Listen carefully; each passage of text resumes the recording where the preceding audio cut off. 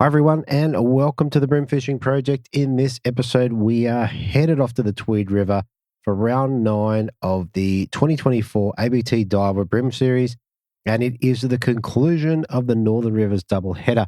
The Tweed River is located in northern New South Wales and is a renowned brim fishing hotspot, known for producing good numbers of brim with the occasional cracker. Got great diversity in terms of habitat, rock walls, sandbank, weed beds, as well as deep reefs and bridges and what have you. In any case, the round was sponsored by Rapala Crush City, featuring their impressive range of lures like the jerk, the imposter, and the uniquely designed creeper. Jump online and have a look at the creeper. It's a great little plastic and well worth your time. At the conclusion of the event, I had the chance to talk to the top 3 wranglers in each division. We discussed all their winning techniques, challenges they faced on the river, and advice for fellow competitors. Look, it was a great chat. I really enjoyed talking to these people, and it's well worth your time. Anyway, if you're looking for more information on the ABT, jump on to abt.org.au for all the tournaments, the rules, and a full schedule of events. Anyway, let's roll the intros and let's get right into it. I can't wait. Welcome to the Brim Fishing Project. This is where you need to be every Tuesday to find out all the latest tips and tricks to help you target brim on lures. You'll get to hear from some of Australia's elite brim competition anglers and see how they were able to achieve their results in competitions around the country. Now, here's your host, the 2019 Hobie Kayak Fishing World Champion, Andrew Deeth.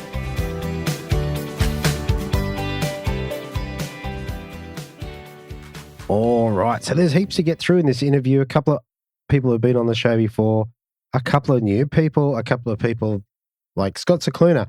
He's kind of been on the show before, except the episode hasn't been released yet. So anyway, that'll probably make sense when you listen to it. It was good to have a talk to Uncle Wally and as well as Liam. I've not got to speak to those guys on the show before, and it certainly was a bit of a treat. All right, let's get into all the details. So this was held on the Tuesday, Wednesday, which for whatever reason, I just could not get my head around. So there's a couple of slip-ups in calling Tuesday, Saturday, and all that sort of stuff. You're going to have to just bear with me. Anyway, the Tuesday, we had 80 in the fish activity wheel with a minor bite period at 7:11 a.m. through to 8:41, with a major at 12:13 p.m. through to 2:43. Not sure if I said that right. So the minor bite period was at 7:11 a.m. Running through to 8:41. High tide was at 9:23 at 1.29, with running down to a low at 3:03 p.m. at 0.23. On the Wednesday, slightly lower in the fish activity, just 66. The minor bite period obviously a bit later at 7:49 through to 9:19 a.m. with a major at 1:05 through to 3:35 p.m. High tide was at 10:14 at 1.32. Low tide at 3:53 at 0.27. Now, the Boda winning bag was 6 fish for 6.288, which gives you an average of 629 grams for the winning Boda's bag. So that means if you've got a bag of, say, 30 forkers, you're going to be right in the running in an event such as this. The non-Bodas, the best 6 went 3.44, giving that an average of 573 grams per fish. So it just gives you a bit of an idea of what you want to do if you're out in the water and you want to win an event up there.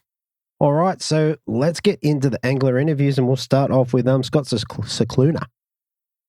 Okay, so up next in third place in the non-boated division of an angler that's just hit 3 top 3s in the last 3 comps. In this comp, on day 1, he's dropped 3 fish for 1.965. Backed that up on the Sunday with 3 fish for 1.310, which gave him 3.275 kilos and third place. And also, non-boater angler of the year, I've got Scott Cicluna. Welcome back, mate. Thanks for having me again, mate. Much appreciated. Mate, three top 3s in a row is pretty awesome. Yeah, look, it's amazing. It's surreal at times, but yeah, in the end, to finish top 3 in the last 3 comps is an awesome achievement. Pretty stoked with it. As I said, catching the brims sometimes can be the hard part, but get them on board and get them in the boat, pretty cool. Yeah, definitely. And look, over the last 3 comps, you had 6 different boaters across the board? Yes, 6 different boaters. Of course, West Australia having 2 locals there, and then at Ballina, you know what I mean, having Stephen and John, and then come to Tweed Heads and, end up getting Steve Morgan, which is, we'll talk about a bit soon, I'm guessing, but was pretty cool to see how he goes about things, and then had Rob Neeshaw on the second day. So, yeah. Yeah, how good's that? So, it's a testament to what you've done this year. Like I said, 3 different arenas in the last 3 comps, 6 different boaters, and you've come up, in all honesty, almost winning in all of them. Like, you're very close to the top. So, yeah, look, it's not much. The top, I think, West Australia was 150 grams. I think majority of them were around the 150 gram mark. Yeah. 3 comps. So it's not much really if you think of it, but in the end, it's, as a non-boater, it's catching 3 fish both days is important to be up there and catching them and putting them on the scales, and just hope for the best that you catch the bigger ones. So yeah. Exactly. All right. So this was the round that was held on the Tuesday, Wednesday, and you had the pre-fish on Monday. Did you get out to get a few on the Monday? I went out with Peter Bruckle again. I said, thanks, Peter. Thanks for having me. And of course, Kath. I have to shout out to Kath. What she does is unbelievable. Coffees and sandwiches and lollies, and thank you. But went out and pre-fish with Peter, and I think Peter hasn't been there before either, and went out the front, of course, and got our fish pretty quick in the end again, just using the cranker crabs. And then we sort of went around the whole arena just to suss a few things out. But pretty much it was a pretty cool pre-fish.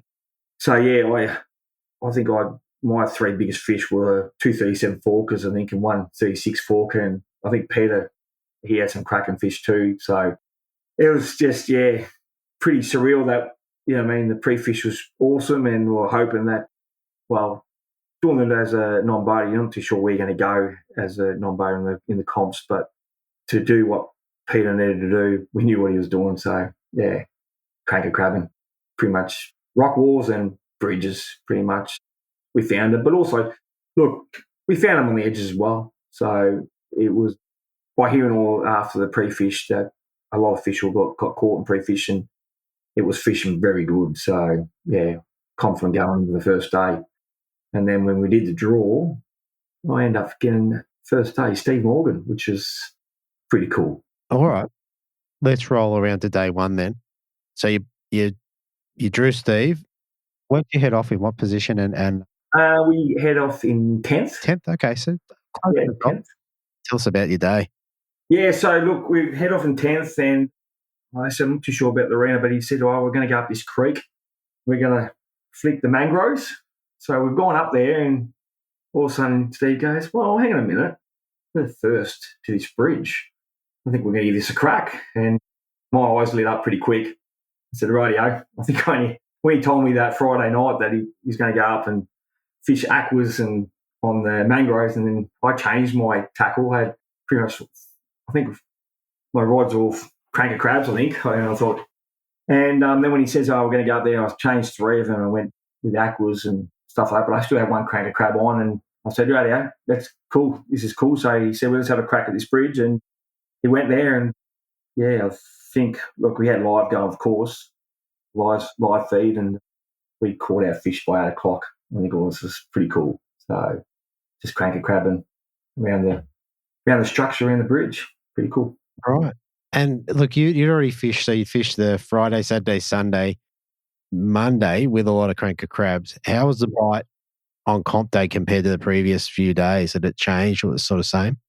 Well, see, at Ballina, the cranker crab, and I'll just go back to Ballina, the first day of the comp, the fish hit it pretty hard. They were on pretty good. The second day was sort of a nippy kind of thing. And then we went pre-fish at Tweeds. It was donk, like they were straight on it, straight up, just smacking it pretty hard.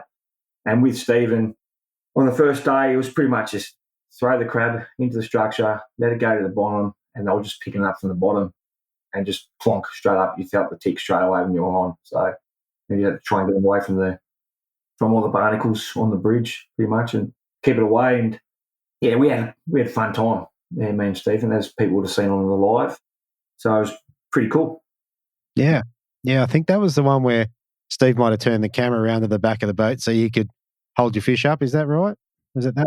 No, that was the second day with the bloke. But my first day, look, I think Steve was mucking around with the live well, and I went up the front and drifted one down the front of the structure, and then clonk, I caught a 36 forker. And yeah, I did a big shout out to a couple of local blokes down from Victoria.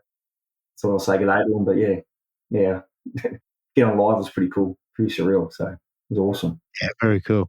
All right. After you cleaned up on the bridge for a little while, where'd you head off to?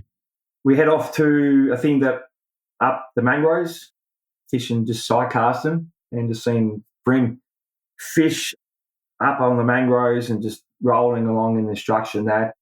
And pretty much, it was pretty cool. I've probably hardly done aqua fishing, and to watch what Steve Morgan done was very surreal. Like he's very good at what he does. He moves pretty quick, but just knows where to throw it, sees it, bang, he's on. And look, I missed a few bites. Like with aqua, I think they just play with it, but he hooks them in and then gets them out of that structure pretty quick. It's amazing how he does about things. And look, we had an amazing day. Look, I watched him, I reckon, drag near close to 20 plus brim out of just aqua and fishing out of it. And, you know, I mean, he was saying on live, geez, hopefully he's come back tomorrow and get him alive well. But yeah, just amazing how he watched it. You know what I mean? We had an awesome day. Just, yeah, it was pretty cool. So I didn't get any upgrades up there, but I still caught a few on the aqua, which is I was pretty excited about catching. Just see how they go. Pretty cool brim, what they do. And what did you learn through watching Steve? Was there anything that came to your attention? With the aqua, just keep your boat away from the mangroves. Don't go too close to the mangroves. I noticed that. And just flick them right in there. Give them the weedless hook, flick them right in there and just get them drift over snags and stuff like that, and just watching the brim just come out and smack it. You know what I mean? But at times they were very finicky. You know what I mean? At times they'll just look at it and then you think you're on, and then you pull the aqua just straight out of their mouth and missed him. Damn, missed another one. Do you know what I mean? And then just watching Steve, what he's doing about it, and then all of a sudden I started to hook a few in, which was pretty cool. But yeah, he was, I think one time, I kid you not, I reckon he caught his bag 5 or 6 times. Seriously. No joke, like just bang, again. It was just, pretty surreal to watch him, how he goes about it. And he's a gun of the sport, really. That's how I look at it. Definitely. End up 5th in the comp, so he obviously did pretty well. Yeah. The second day was not as easy bite. Oh, that's how I felt about it in a way with me. Yeah, okay. But, you know what I mean? Yeah. Yeah, well, let's roll into day 2 because you had a cracking day on day 1. Yeah. How did day 2 play out? Day 2, I was with Rob Neeshaw. I think he got his 5 fish. I think he was leaving at 40th. So I was behind the field a bit as I was in second position on the first day. And looking in it, sometimes as a non-boater, you've got to adapt. That's how I've learned the last couple of years being as a non-boater. And look, we went up the front, which I was confident trying to get my fish. I just had crank crabs on, and I ended up, I think, on top of my memory, like I said, I think I ended up getting 1 at the front, but it wasn't an easy bite. I think I got railed a couple of times. I think I donated probably 6 to 7 crank crabs there as well, just at the reef. And Rob had none, and I think after half an hour he decided to move up river. So we went up river. I went up past where Mark Healy was fishing. Went to close to the bank, but look, we didn't catch a fish where we were. It was I had nothing on. So did Rob. I think we had a couple that the bite wasn't there. Look, the fish were there. I've got no doubt we'll see them alive and that, but they just weren't nailing it. They were just picking at it, or I mean, if you didn't get that good hit, it was sort of just little baby brim having a crack at it, and they weren't gonna help you get your bag. So after a while, I think it was about 11:30. I think I only had 1 in the boat, and he decided I'm going to go upriver more, up the main stroke, and went past the bridge. We went to this flat. It was all weed bed and that. It was probably 12 o'clock, I think it was, and still only had 1. At times, I think I'm thinking, geez, rightio, it's just not happening. It's the way it is. I put on a rolling crank on, rolling crank, but I was catching a lot of weed. I'm going, it's not working. It's just not working. We're in flat, just drifting over flats and that. I had my tackle box up and I just saw this, the old nori, just a little hard body, shallow diver. I thought I'll give this a crack. Had a bit of silver to it. The old nori, and I probably haven't thrown it for probably a long time, and just had to retrieve it slowly, just rolling it slowly back and that, and then it was a clonk. Oh, I'm on. Look, it wasn't a big one, but I think it was a 28 centimetre, but it was another one. I was like, I've got my second new little ripper. And then, we just kept drifting around that, and I was casting both sides. There wasn't much wind around. It was pretty flat. But then, just clonk, got another one. So I got my bag. I was pretty stoked to have my bag, but it was another 20, I think it was 26 tipper, and I'm going, well, at least I got my 3. I'm happy to take 3 for the way the day's going. But after that, we just kept fishing for the next 2 hours over the flat. Poor Rob, he great bloke. I think he had 2 or 3 fish on, but dropped them, and it was just one of those days for him. And it's the way it goes for fishing. And I end up catching another 4 or 5, and I end up catching a couple more keepers. Upgraded a couple, like they were 29 centimetres or 30 centimetre, and got me up to that 1.3 kilos. But I knew in my head for the last hour to go, I'm going, come on, I just need a big kicker. Come on, give me a 33 or 34 forker and give yourself a chance to hopefully have a win. But in the end, it wasn't to be, and that's the way it is. No, but still a good result. Now, with your Norries, was it a lay-down minnow? Yeah, just a lay-down minnow, yeah. Really, really good lure. Yeah. I don't really use it much. I just saw it there and thought, I'll give it a crack, and it actually worked. So in the end. Yeah, lucky. All right. So, mate, you ended up in 3rd place by not far behind, 100 grams behind, more or less, and 200. And so, like you were saying, one decent upgrade, you would have taken home the chocolates. Yeah, well, that's it. But look, in the end, it's the way it goes sometimes. Good on to, I think it was, who won it? He's done his 3rd comp. I think it was Eagles, I think it was. Justin. Yeah. So a great bloke. Good on him. I love seeing it. His 3rd comp. I think he's doing a fundraiser for cancer, I think. So doing this fishing thing, though. So good on him for what he's doing, and happy for him to have a win. So it was great. Yeah. So, yeah. Absolutely. And in terms of win, you took out Angler of the Year this year. So I think that's a great achievement. You must be pretty cheering about that. Oh, look, it's awesome to take Angler of the Year. Look, a lot of anglers, this is one of those things that they go for. You know what I mean? Look, I think that's what they go for anyway. It's a good achievement. You know what I mean? As a non-boater, you don't know who you're going with. You know what I mean? You've got to adapt to things. You know what I mean? And at times, you know what I mean, it is tough fishing. And in the end, you got to respect the boaters. You know what I mean? At times you just can't fish at all, and you just got to watch them and how they go about things. And one thing is with non-boating, you just got to adapt. And that's how I've learned in the past couple of years, is just adapting. Wherever they throw, you throw nowhere near them. You know what I mean? One thing I don't is I don't throw right near where they are. I try and catch the fish at the back and throw them in different spots. Do you know what I mean? And hopefully the fish are there and the brim are there. The ones they miss, you get. So that's how I work it out. Definitely. All right. So look, I reckon that's, like I said, was a great achievement. Now, in terms of this competition, coming in 3rd place, what did you get to take home? I think it was a Rapala pack. So it was a Crush City pack.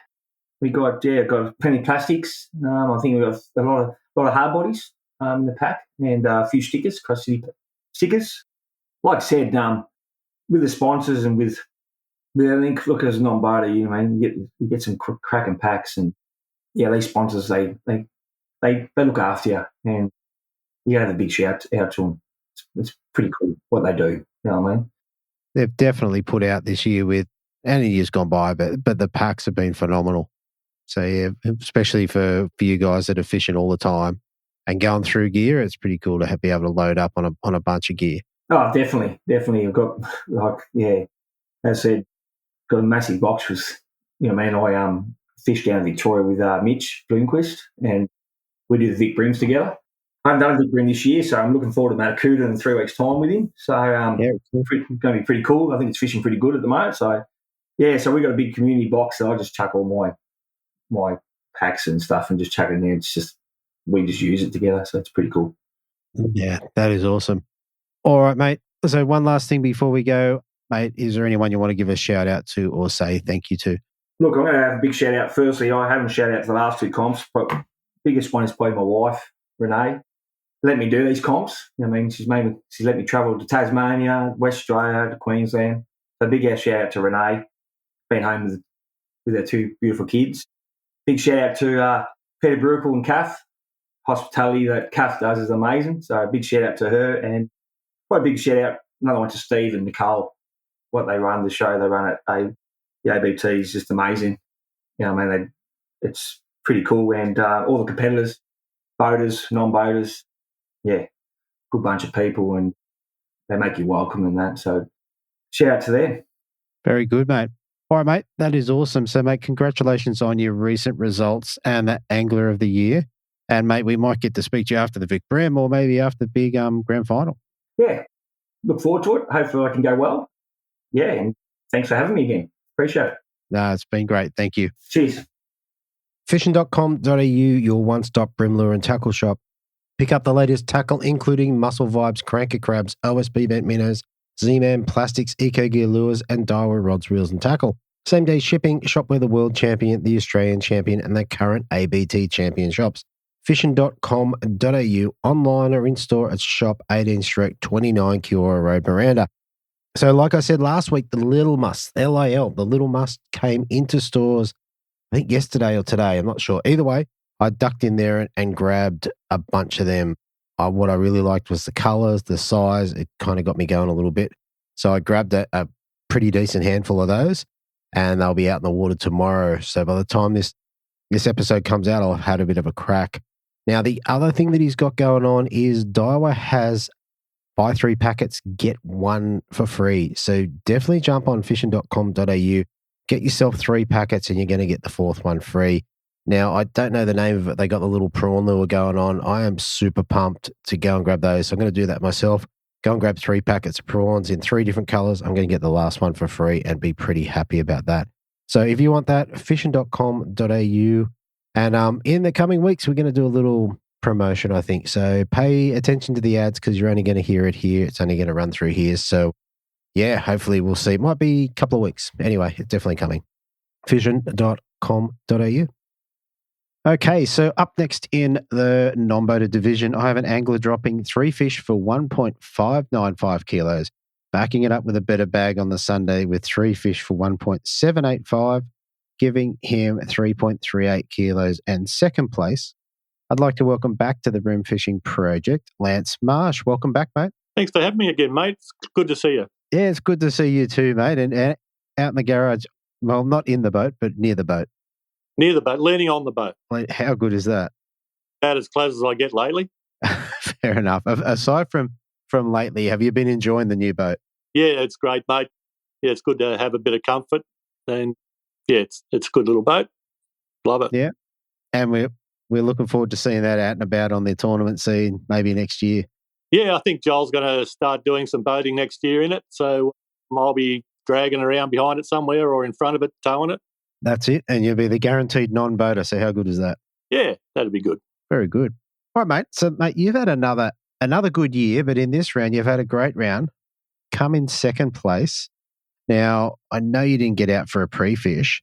So what I will ask is how do you go about rigging up and getting ready for this one? What was in your mind? Mate, I talked to the guys, the pre-fish, after the pre-fish at the briefing, and they just said the place was fishing really good. And I just sort of relied on the guys that fished as to what I had rigged and stuff. And I think everyone was saying crab's a bit like ballina. And so I just rigged a couple of rods with crabs and just put jig heads on a couple of rods basically and just changed as I went along. But crabs was on the menu for... What day was it? It wasn't a weekend. I keep thinking it was a weekend. It was Wednesday. Tuesday or Wednesday? Uh-oh. Yeah. Tuesday. Yeah, me too, mate. I get confused. I'm like, it's day one. Day So, one. Go with that one. all right, let's roll around to day one, which was the Tuesday. Who'd you get paired up with and how'd you go? Yeah, I got paired up with Jake Kelly, who's a local Brisbane guy, I think, or in between Goldie and Brisbane. I've known Jake for a little while. He fishes with Chris Lonnie. Yeah. In our teams at comp, so know those guys well. And we got the little polycraft out and and just fished the walls, basically. It was just a chilled day with Jake. Everything went well. Okay. Yeah, it was a good day. It was a beautiful day on the water. Yeah, right. So basically you went down to which wall did you fish? The first fish I got was on the end of the boat ramp wall, so where we launched. Yeah. We went up to the start, then back to where we started, basically at the boat ramp. So and nice. probably a couple 100-metre section of that wall. Yeah, okay. And how'd you go for fish on the day? Like, did you get a bunch of them early or? We pretty much caught fish while the tide was running. When it slowed down, went pretty slack for a while, but I think I had my bag by 8 o'clock, basically. Yeah, it was a good start. And as soon as you get your bag, it's like the weight's lifted off your shoulders a little bit and you just start relaxing and enjoying your fishing. And fishing with Jake. Jake got some nice fish. Yeah, we both sort of went fish. And it was just a good, fun day. It was fishing with your mates, basically, mate. Yeah, which is very cool. Yeah. How did you find the fish on the crabs on the first day? Like, were they smashing them or were they just pecking at them? Or? No, very timid. They were very timid. I was dosing them up with a fair bit of scent to try to keep them there a bit longer. But, if you weren't right on the rocks, you weren't getting a bite, basically. But saying that too, sometimes in the current with the line and stuff, you didn't really feel your crab, like you weren't feeling the bottom. And sometimes by the time you got down the river a little, the crab was away from the wall and you'd pull it in and you'd get a follow or you'd see brim on behind it. So I think being the spawning and a bit deeper water there, maybe they're just a bit all over the place really. But the ones that seemed hungrier were up on the wall actually hunting, I think. Yeah, right.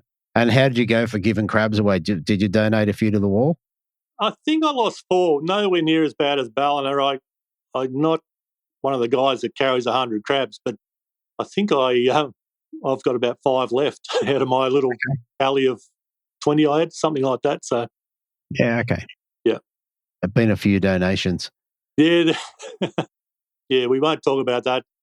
I had a great time at Ballina too, but yeah, those crabs sort of, it adds up pretty quick when you're losing them one after the other. Yeah. I often wonder whether people go down and dive these walls after an event and go and pick themselves up a handful of crabs.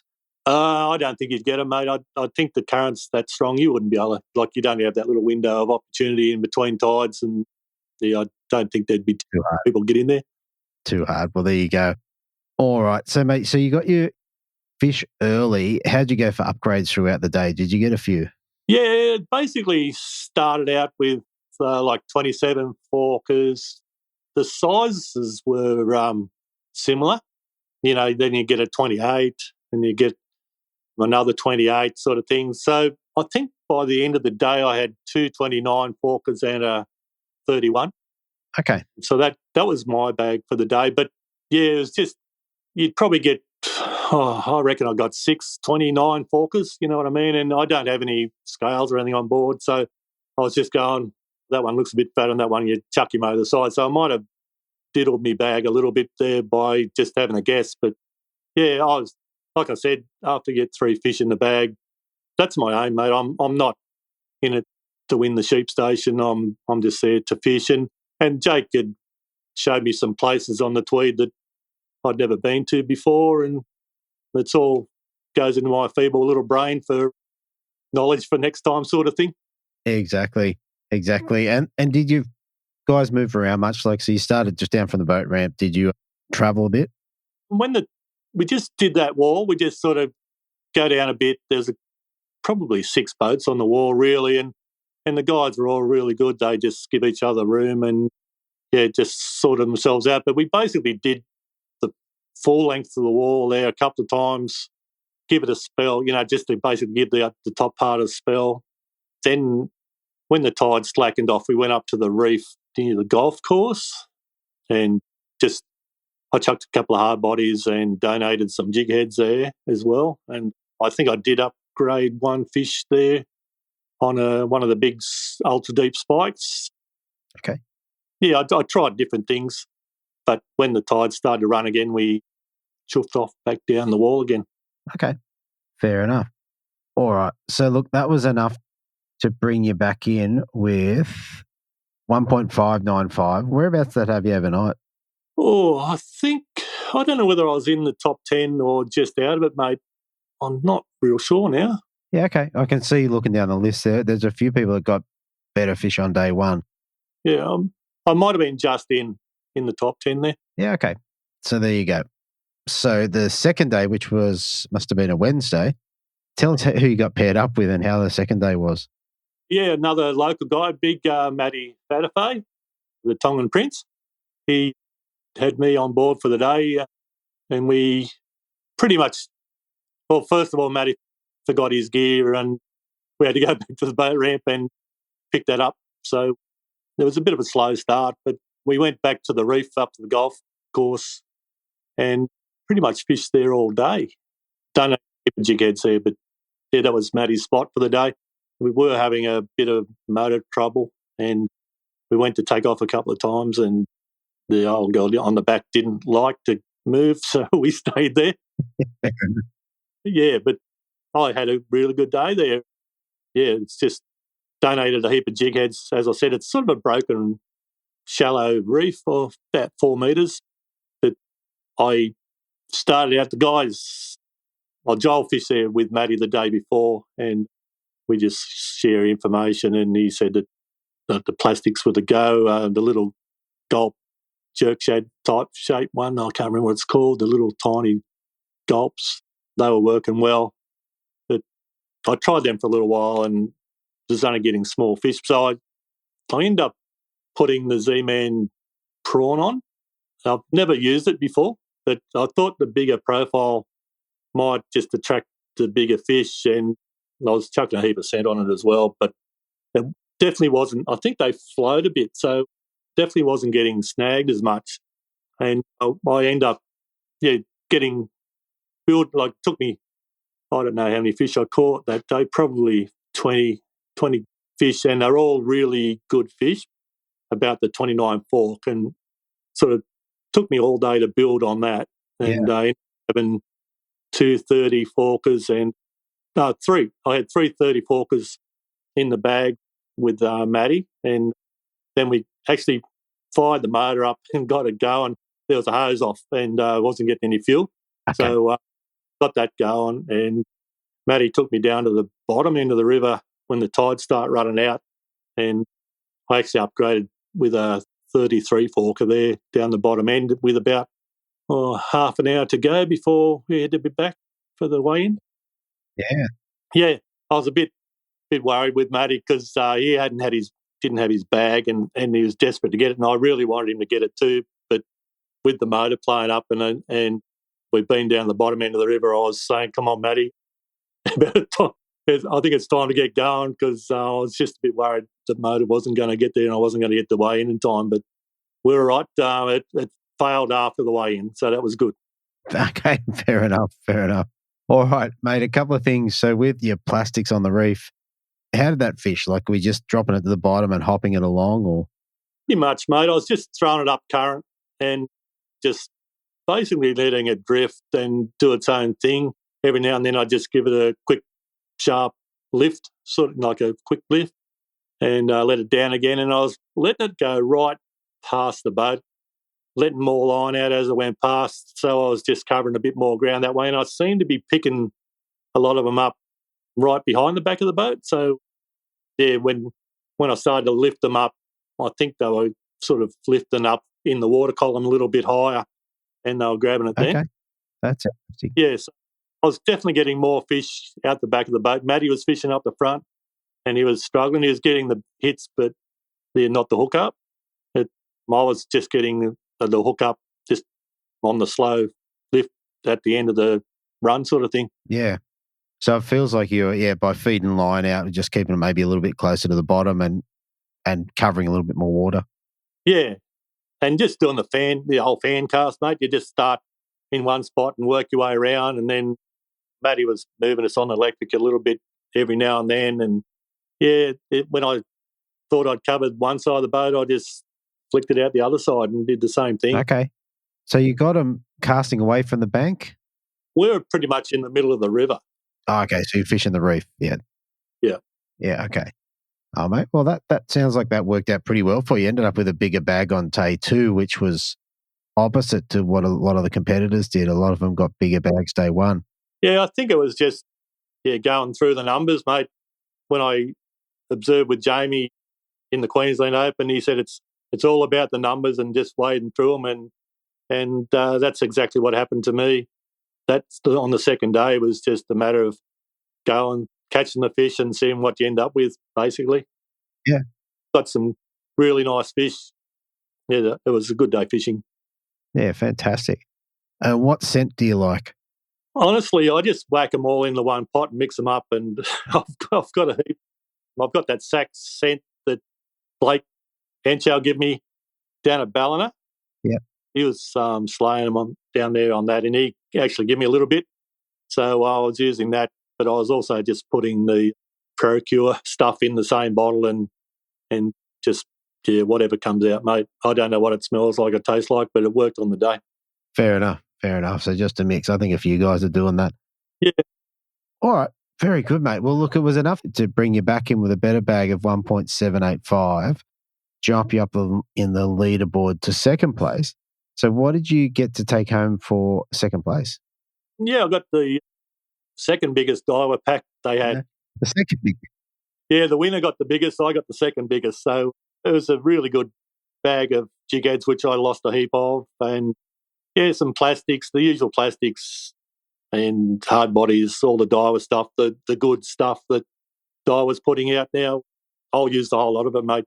It's all fantastic gear. I love it all. Yeah, that's fantastic. All right. So, look, one more thing before we head off, mate. Is there anyone you want to give a shout out to or say thank you to? Oh, look, Joel's my travel buddy. He looks after me, buys me sausage rolls on the way home and stuff like that. So I got to thank him for that. I'd like to thank Judd Kirkland as well. We looked after us when we're down at Ballina by supplying our accommodation. Thank you, Judd. Matty Fatafay and Jake Kelly. Thanks, boys. I had 2 great days fishing. Really appreciate the efforts you put in. Also, Nicole and Steve for running the show. Congratulations to Justin for taking out the win. Well done, mate. It's really good to see other people up there and doing really well. And my family for just letting us go fishing. That's about it for me, mate. Thank you. Very good, mate. Very good. All right, mate. Well, look, it was great to talk to you. Congratulations again on another great year and another good season. I'm assuming you'll be fishing the grand final? I think I've qualified, yes, mate. So, I'll be down at Lake Macquarie, which is no pressure, but that's where I won my ABT event last year. So, no pressure to on my shoulders there. But that was pretty much us versus class or beats class there anyway. So, I'm looking forward to going down there and seeing most of the boys that fish pretty hard during the comps. Yeah, very good, mate. Well, I wish you a good result there, and hopefully we get to talk to you again after that. Mate, it's only fishing. A result's a result. If you get it, good on you. If you don't, I've learned something. Like I said to you before, I've learned some places on the Richmond River and Tweed River that I didn't know about before. So that's what it's all about for me. It's a really good learning curve for an old fella. Very good, mate. All right, that's awesome. Look, thank you very much, and I'll talk to you again soon. Thank you, mate. Good to talk to you. All right. Look, if you're in the market for a new fishing kayak or looking to make some upgrades to your existing kayak or possibly looking at kayak fishing tournaments, then HWS is the place to go. They have a full range of Hobie kayaks, stock the latest in kayak accessories, and are really dialed in when it comes to fishing. So the best fishing kayak setup for the casual fisher and the tournament angler. hws.com.au. In-store at shop 3/638 Pacific Highway, Belmont, or online at hws.com.au. Free delivery on Hobie kayaks across all Greater Sydney, Central Coast and Hunter. Now, a couple of things going on at HWS. They've got a couple of Lynxes up there. So they've got a second-hand Lynx. So if the budget's a bit tight and you want to get one that's fully rigged, good to go. Couple of battle scars, but I'm told it's got no significant damage. Then there's one there at a really reduced price. They've also got at least one cheaper model than the standard retail, and then of course your standard retail price if you want to get everything brand new and perfect, I guess. Definitely jump on that. The other thing is, if you're still cold this week and you're going out in your kayak and your feet are cold, you got to get some Lovick pants. So inquire at hws.com.au. They'll sort you out. Put some socks underneath, a pair of tracksuit pants, and you will be good to go. You'll be loving life. All right, get your Lovick pants on. All right, so up next in first position in the non-boated division, I have an angler dropping 3 fish for 1.670 on day one, backing it up on day two with 3 fish for 1.77. And just getting it done with 3.44 kilos, I've got Justin Eagles. Welcome to the show, mate. Thanks, Deethy. Thanks for having me. Appreciate it. No worries at all, mate. It's a pleasure to have you on. And before we start, mate, quick shout out to Andrew Lazaro and Matt Vella, the guys from the crew listening in. Good to have you guys aboard. Oh, I love that.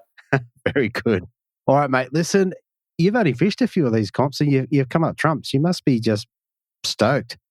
Oh, yeah, that's it. Yeah. Third event, and yeah, it's definitely wasn't expected, but yeah, I'll take it for sure.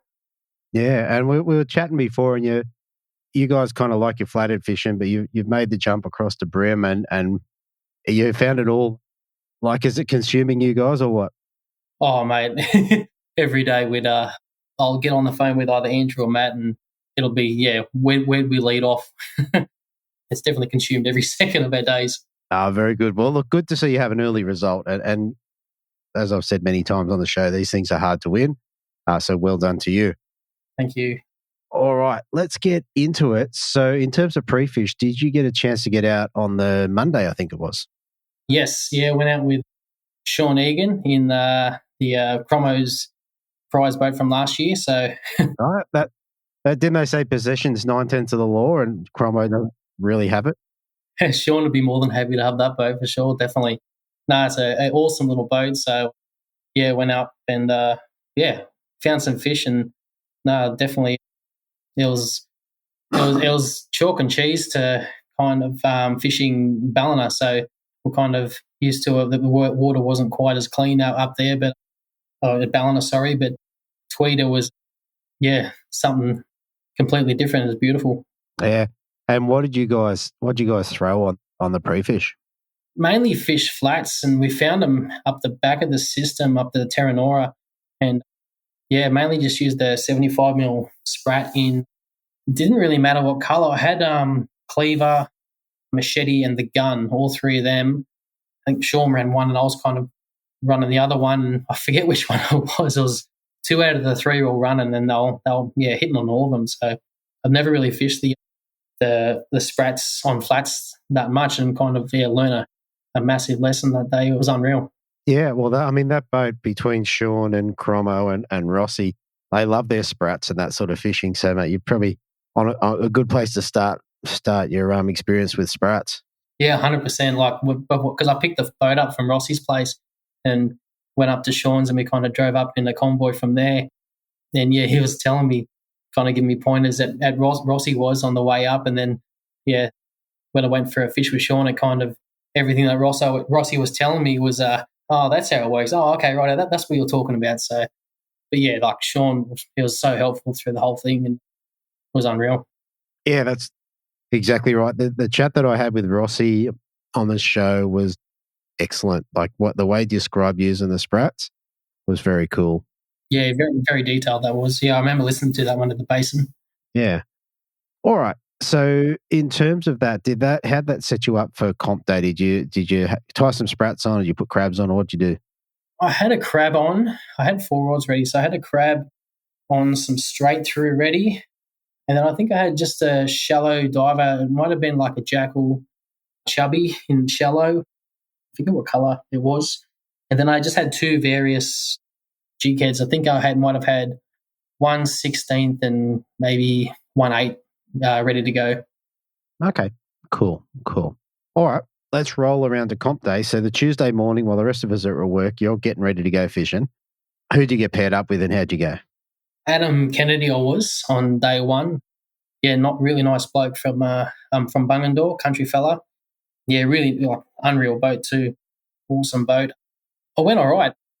Started slow. Like I picked a few fish up here and there, but then kind of I got my bag after a few hours, but then it took a while to upgrade. But I slowly did accumulate the fish, but it wasn't until probably half an hour before we pulled out where I got my last upgrade, which kind of set my bag up for day one. Okay. What sort of structure did you fish? At the start was bridge pylons down on Kennedy Drive. And then after that, we hit the reef in between the two bridges. Yeah, so that was like Adam done really well there. I picked a few fish up here and there. I got my bag there. But then it wasn't until I think I might have had three fish, 29 fork, 26 fork, and something around 28 fork, like those three. And then I just didn't really have a bigger fish to kind of kick me over that 1.5 kilo mark to keep me kind of in the within striking distance of the lead, I suppose, trying to keep it up with those fellas at the top. But I got it. I did upgrade on the Fingal Wall, the north side of Fingal Wall, casting sprats off the drop off there, and I got my second best upgrade, I think it would have been, for that day. And then we moved back to the reef later on next to, near Mark Healy and all that. And Nick Horn from Rapala. Yeah, we're near him as well.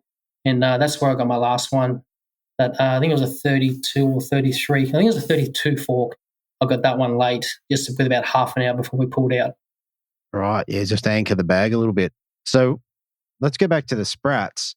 Were you pitching them in tight to the wall and bouncing them down the wall, or how'd that look? Yeah, pretty much. Yeah, tight as I could as an amateur broom fisherman. But I was, getting them close, and then it varied in weight. I think I started at 1/16, and I just wasn't getting it quite deep enough. So I think I ended up going up to 1/12, and then that's what done it a bit better for me. I think I was on the start of the run out then, and then it's just as it started to drop down, you'd feel the tick, and bang, you'd be on. Yeah, nice. And did you get a bunch of fish doing that? Did you get a few little ones as well? I got a couple little ones. We only probably done it for probably an hour, I suppose, and then just fished probably half a K of that wall. I got probably two small ones and then one better one, which knocked out I think I knocked out a 26 fork for maybe another 29 fork. Yeah, okay. Yeah, so decent upgrade. All right. And then in terms of the bridge at the start, were you just throwing crabs? Yeah. UV in the heavy for 5.9 gram, I think it is. Yep. Yeah, that one. Yeah, I broke that. I got my first fish, I think it was second cast. Then about 4 casts later, I broke it on a bridge pylon and snapped the tungsten weight off. Oh, wow. You must have given a good whack, mate. Wasn't my best cast.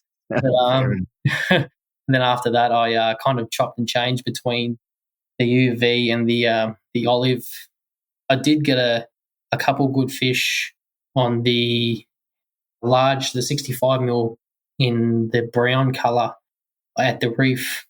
I could just cast that a bit longer, cast a bit further, and being a little bit heavier, I held close to the ground for a bit longer. Definitely. And a bit bigger hooks. They're sometimes helpful if you get the bigger fish. Yeah, definitely.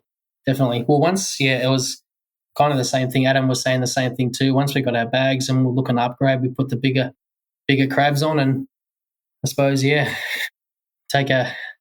if it bites a bigger bait. Yeah, fair enough. All right. While you were fishing these, what sort of lines and leaders were you running? Saturday, I was running I was on the straight through actually, straight through Daiwa. I think it was just an in-feed S. I was using 722 or 702 ULRS. Yeah, nice. Ultralight, and then I was just running 4 pounds straight through on that. Then I had my other crank rod, which is I think they're both S's, 702. One's 722, I think one's 702, and one was straight through 4 pound, and then one was the Daiwa Expedition in the 8 pound. I think it's PO6. Yep. And then I just had 5 pound leader on that in the Daiwa J Thread Finesse. Okay, so not crazy heavy is kind of where I was trying to work out. All right, so basically your last upgrade was late in the day. Was that on the Hurricane? Is that correct? No, that was on the back on the reefs. That was on just a heavy olive. Heavy olive crab. Yeah. Yep. Okay, and that rounded out your bag to bring you back in with 1.67. Now, do you remember where you were overnight? I think 6th. Yeah, okay. Yeah, it looks like a lot of guys had better bags on the Tuesday. And for yourself and the guys that, well, at least you and Lance, you did better on the Sunday and came home a bit stronger. Yeah. I think it was about 300 grams off the boys at the top. So I was just saying for the day 2, just try and get a top 10, and yeah, it's crazy how it panned out. Exactly. All right, and when I said the Sunday, I meant the Wednesday. Yeah, I know what you meant. All right, day 2. So the Wednesday, who'd you get paired up with and how'd you go? Wally Fay, he's a champion. Uncle Wally. Yeah, he's a legend. Jeez, he's so fun. I spent the whole day just laughing. He's so funny. Right, very good. All right, well, maybe don't tell us some of his jokes, but tell us how your day went. Yeah, they got a fair rating on them. Yeah. Went to the south. I think we started off 8th. I think Wally was 8th overnight. And yeah, his boat, beautiful boat, and he was lightning. So we had most of them rounded up by the first bend. Yeah. And I think we fished the south break wall just back from the washes, and that's where we started off. Okay. And you start off with crabs? Yeah. Started off with the olive on the straight through again. I think Wally might have been using the UV, I think, or the sand colour, because I just wanted to make sure it didn't have the same colour, just to see if there was a discrepancy on the fish biting one colour to another. So I wanted to make sure it was something different. But it started well and got a first fish by, I think, probably the first 2 fish within the first 20 minutes. Just small ones, but bag fillers, I suppose. But then, then it kind of, Wally done really well too then. And then the tide was just starting to come in then. And then after probably an hour and a half, it got really churned up at the front there and become really murky and sandy. We couldn't really see very well. Yeah. We thought we'd give it a bit of time for that tide to pick up, and we went to the Fingal wall, probably just the north side of the wall, and fished that for probably another hour while that tide started to move in and clear it up a bit. Okay, and how did that fish? Did you get a bunch there? Yeah, I think I got my bag there. I got my 3rd fish there. Wally was killing it. He got his bag there. He finished off his bag there. I was using the Sprat 75 in Cleaver, just on the drop-off, working it off the drop-off. I think I was a 1/12 jig head then. And Wally was using the Bait Junkie Wave Minnows in like the greeny colour, and he was killing it. Okay. So this is the opposite direction to what you headed on day 1. Like you went up the Terranora Arm on the Tuesday. Did you notice any difference in the fishing between the 2 locations? Not too much difference, really. I noticed, because I suppose the tide was an hour later, that it wasn't as heavy fishing the next day. We had a bit of a slack tide. Like I wouldn't say it's slack, but it was wasn't a strong tide to start with, which was good. And then by the time we hit the Fingal wall, it wasn't really, it was still incoming, so it was nice and clean, beautifully clean water. Like you could see the bottom was just magic. But yeah, I wouldn't say the fish much different. Yeah, like Wally done really well at the front there, but on that Fingal wall, yeah, he killed it there. Yeah, okay. And for yourself, so you end up with your third fish there. How'd you go for the rest of the day? Did you get some more upgrades? Yeah, we kind of chopped and changed. Like, I think we done it 3 or 4 times. We went back to the wall, fished for an hour, came back to Fingal, went back to the front. I think it was 3 or 4 times we done the swap. So I think on the second last, and it might have been the last time, I was casting out, and I think I had the 26 fork, a 29 fork, and then maybe a 27 fork. So like I had me 3 fish, but I wasn't quite satisfied with it. But I cast out in between a couple of rocks there and just slowly worked the olive crab down and, hooked up. And there was a cracking fish, ended up being a 35.5 fork. Okay. So that was the anchor. So that was the kicker, yeah. Yeah, nice. How'd it go? Did he give you a bit of a run for your money? Yeah, well, I didn't. Well, I had the ULRS, so the ultralight dial rod, and it was unreal. Like I couldn't believe how much. I never really fished straight through that much before because I'm still kind of learning and new to all this. But how much pressure you can actually put on a fish with straight through, like it's so much given the line, like it was crazy. But I definitely gave it stick, but he gave me stick. But then by the time I got it in, Wally had a few words for me saying I took his fish. That's funny. That was my next question. I was going to say, what did Wally have to say? He said, if there's another one out there, you better not catch it. So, but no, he was unreal about it. He was like, oh, that's it. It's got to be close to a kegger. It's got to be a kegger. So yeah, it was a cracking fish. Yeah, that's very good. Very good. All right. And did that round out your bag? Was that it for the day? Yeah, pretty much. I think I went back in with that 35.5 fork, a 29 and a 26. I just couldn't shake that 26. And I thought, that should be enough to keep me in the top 10 for sure. Like that's all I hoped for. And I was just happy to be in that top 10 because it's, I don't know, I just never got close to it really. I think I got 17th or something like that in Hawkesbury. I was wrapped with that, let alone top 10 is unreal. Yeah, that's absolutely fantastic. Well, tell us then, so you went back to the thing. Tell us about the weigh-in. How was that for you? Yeah, it was, I was nervous, but I seen all the boys there and they're kind of having like talking away and saying how their day twos weren't quite as good. And I think Lance had just weighed in prior and he put a good bag in, like just under 1.8, I think it was, for his day 2. And he was looking pretty solid at the time. I thought, I should have similar day to day 1, I reckon, because it just talking to Wally and what he thought of my bag, and he thought, you should go pretty much par again on day 2. So, and I was wrapped with that, thinking, I should be well and truly in the top 10. And yeah, got me bag and went in and I was just about to take some photos and Morgo called me over and I was a bloody wreck, thinking, I just make sure you're in the top 10, But when he said you need, I think 1.71 or something like that to go into first, and it come up 1.77, I was just, it was unreal. Yeah, such a good result for you, and such a good feeling when that scale ticks over to what you need. Yeah, 100%. Well, I thought no way in the world it'll hold on, but as the boys just came in, they kind of their day 2 bags weren't quite as good as their day 1 bags, and somehow I just held on to it. Yeah, did enough to hold on, which was fantastic. All right, so mate, for first place in the non-boater division, what'd you get to take home? It's massive Daiwa bait junkie pack. Yeah, just full of lures and plastics, and definitely replenished the stocks from the 2 events. Yeah, I lost a fair bit of gear, so it was good to replenish some of the stocks. Very good. Yeah, and a trophy. Yeah. Sorry, the trophy. Yeah, yeah, the trophy and the little material badge there. So it's sitting pretty happy on the mantle above the fireplace at home. How good was that? No, it's unreal. That's very good. All right, mate.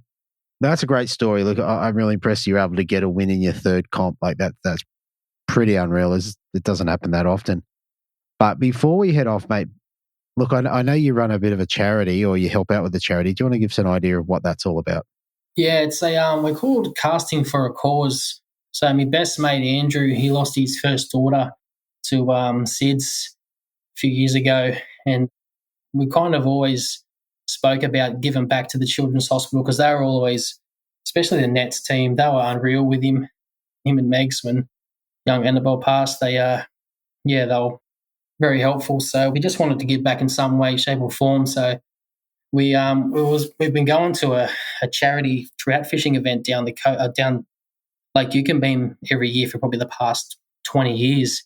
And the fella who was running that was doing it for Leukemia Foundation, and he's been doing it eventually for 30 years, and he said, after 30 years, I can't do it anymore. So he offered it to us, and we gladly took it. And so we've taken that on, and we do another events at Lake Conjola in March. So just trying to raise as much money for them as possible, just to give back. And hopefully if we can help out in any way, shape or form to the Nets team for little ones in the Sydney Children's Hospital, it'll help. It'll just be good to just help out. Like it's the least we can do. Like we all enjoy fishing anyway and getting away and having a chat and hanging out with your mates. But if you can raise some money while doing it, then why wouldn't you? Exactly. And where can people have a look for this and get some information on it? Yeah, so it's Casting for a Cause. We're on Facebook and Instagram, or Casting for a Cause au@gmail.com. If you want to email us and ask us any questions, more than happy to answer any questions, or come for a fish. Definitely. All right, and you've got an event at Lake Conjola and an event at Lake Yukonbeam. Yeah, so Lake Yukonbeam's in October and Lake Conjola is in the end of March.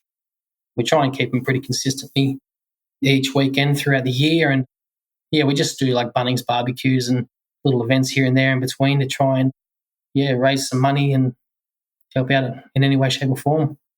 Very good, mate. That's a great cause. All right. Aside from that, mate, before we shoot off, is there anyone else you'd like to give a shout out to or say thank you to? Yeah, definitely.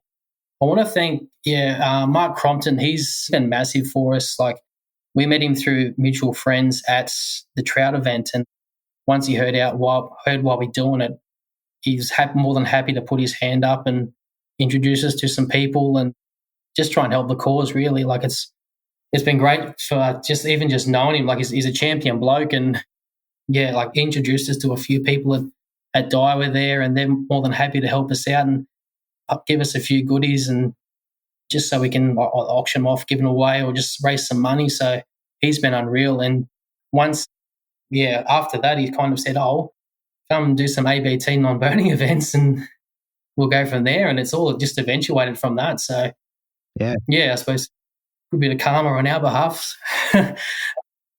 Him and Sean Egan, he's helped us out heaps, especially for the ABTs. He's been a champion bloke. Couldn't speak highly enough of him.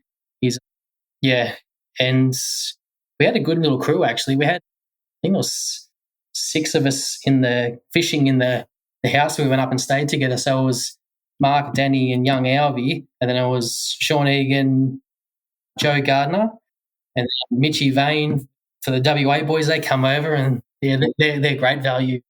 Yeah. And then myself and Andrew. So it was a good house. Like we come back from our day's fishing and go out for dinner and have a few beers and just chat about the day's events. And it's just awesome to be part of for that 6 days. And it was unreal. Couldn't speak highly enough of all them boys.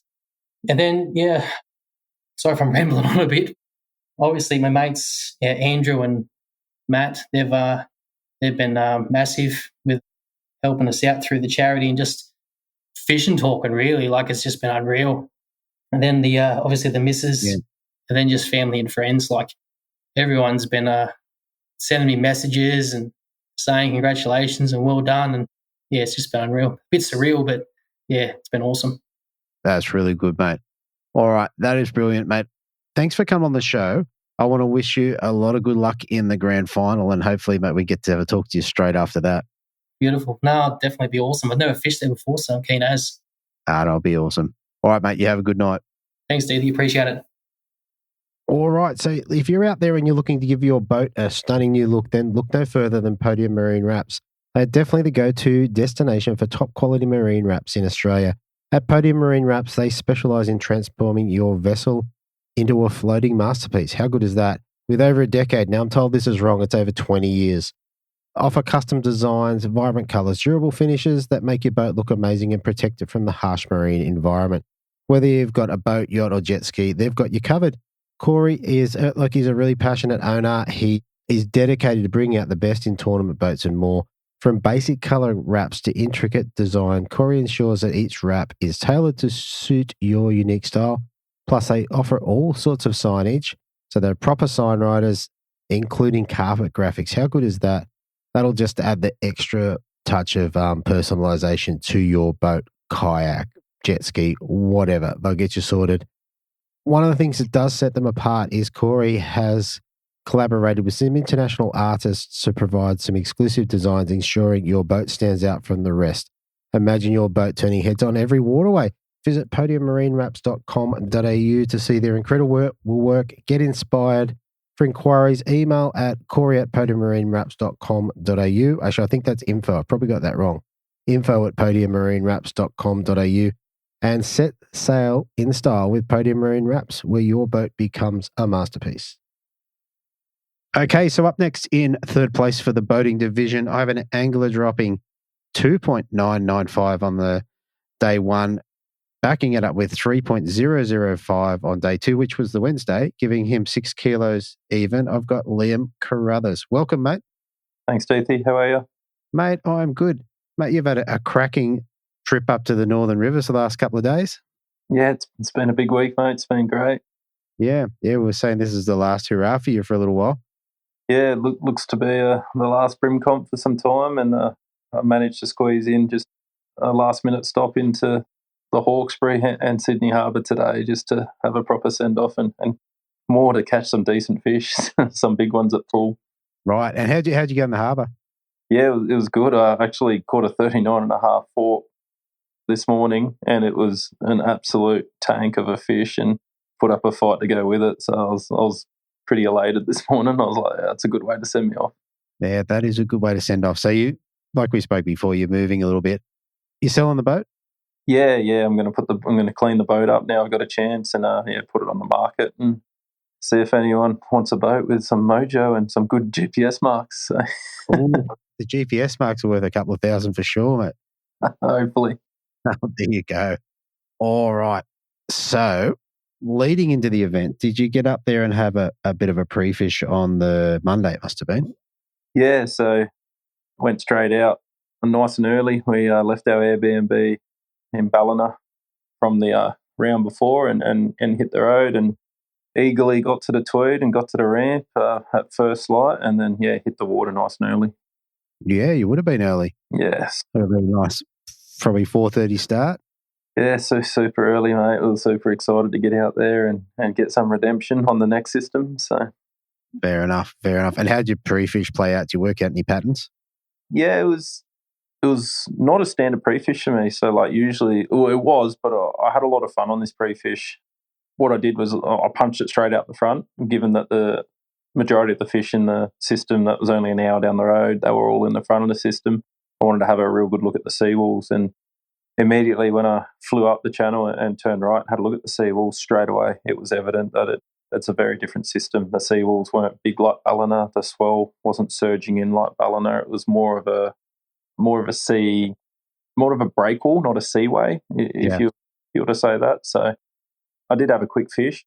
There's a lot of fast flowing water up the front end, which I don't mind, but I caught one fish pretty early on the southern side of the wall, but I still just didn't like the look of the rock and the transition of the edge. Yeah. And as I pulled the electric in, it was clear there was a few blokes who potentially saw heads or a bit more of a sleep in than me because a flotilla of boats come around the corner and started coming out the front, and that was sort of a bit of a mental note for me to go, all right, this seawall's going to get real busy, so I'm going to have to get busy myself today and find a lot more different areas to pre-fish. Yeah, right. And I think you said before that first time on the system? Yeah, first time I'd ever seen the system. So pretty cool system, like very clear water, very different to Ballina as well, like lots of opportunity, lots of spread out rock, lots of spread out structure and plenty of bridge pylons. Okay, which are things you like. Yeah, definitely. So once I picked the electric up from the seawall, I wanted to get straight to the Boyd's Bridge. Obviously, I've seen a lot of highlights in the past, and I've seen Jamie do pretty well on that bridge and Morgan himself. So I was keen to sort of navigate it, and I knew that led into a few canals too, and I haven't done any canal fishing up until this point. So I cracked around the corner in the 20-knot zone and then pulled up and then saw the bridge, and it's a perfect looking bridge, the Boyd's Bridge. Like, for what I like to do, it's got concrete pylons, it's got fast flowing water, and it's nice and oyster encrusted.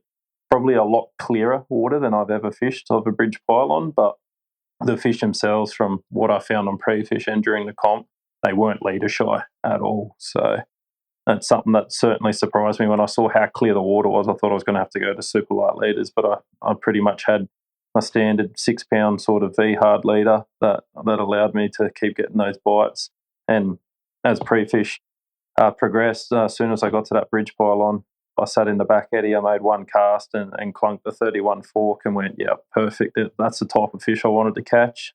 Again, I got on the side scan and just scanned the remainder of the pylons, and you could see on the side scan there was a lot of hot spots there. And I know that not all of them are going to be brim. There was a lot of different species there, luderick and butterfish, I think someone was calling them. You can see them everywhere. But for what I could see, I was like, yeah, like first cast when I got that fish, I was like, righto, now I've got to play the research game and work out where I sat in the takeoff list, because I was like, oh, the chances of me getting a pylon are probably going to be pretty slim. Yeah. The plan from there was to expand on that area, and as I expanded on the area of the bridge itself, I found a bit of a reef and a bit of a finger of a reef, and I think you'll interview a bloke who's done pretty good in the last few rounds, and he liked the look of that reef too. So right. Had that reef as a bit of a backup plan, and then a few canals. So straight away, very early in the pre-fish, I was like, look, if I can get a pylon, that's a win for me. If I can't get a pylon, I'm going to hang around the area. I'm going to fish these reefy outcrops and then see if a pylon becomes free, and then try and get my way in on a pylon. Yeah. So it was probably at about 8:30, 8:45, I had my game plan for day one. Yeah, okay. At that point, opened my tackle box and I went, I've had these 20 packets of aquas and these worm hooks in my boat for the last 4 years, and I've never thrown them. So I got Google Maps out and I went up these canals, and I was like, right, what's this canal stuff all about? And I remember I pulled up to the first pontoon and I threw the aqua in on the worm hook, and I watched these little fish come flying out and headbutt each other and eat this aqua. And I reckon I had 5 fish eat the aqua before I got a hook set. I just kept missing the hook set. It was great fun. Like, it was really good, and I can see why the northern guys are really addicted to that canal style of fishing. Mm. It was great fun. It was very visual, and I learned a lot. Like, you don't have to only cast on the pontoons. Like, there's actually fish that roam between the pontoons, and you can cut them off. You can actually throw that aqua in front of them, and they'll turn on it and they'll eat it, or they'll bully each other, they'll headbutt each other, and then one of them will come through and eat it. It was something I hadn't experienced before. It was really cool. Yeah, definitely. It's interesting because this is like, if you're traveling away for a while, you only got a couple more days chasing brim, and you've just discovered aquas. Yeah, I'd never thrown them before, so it was.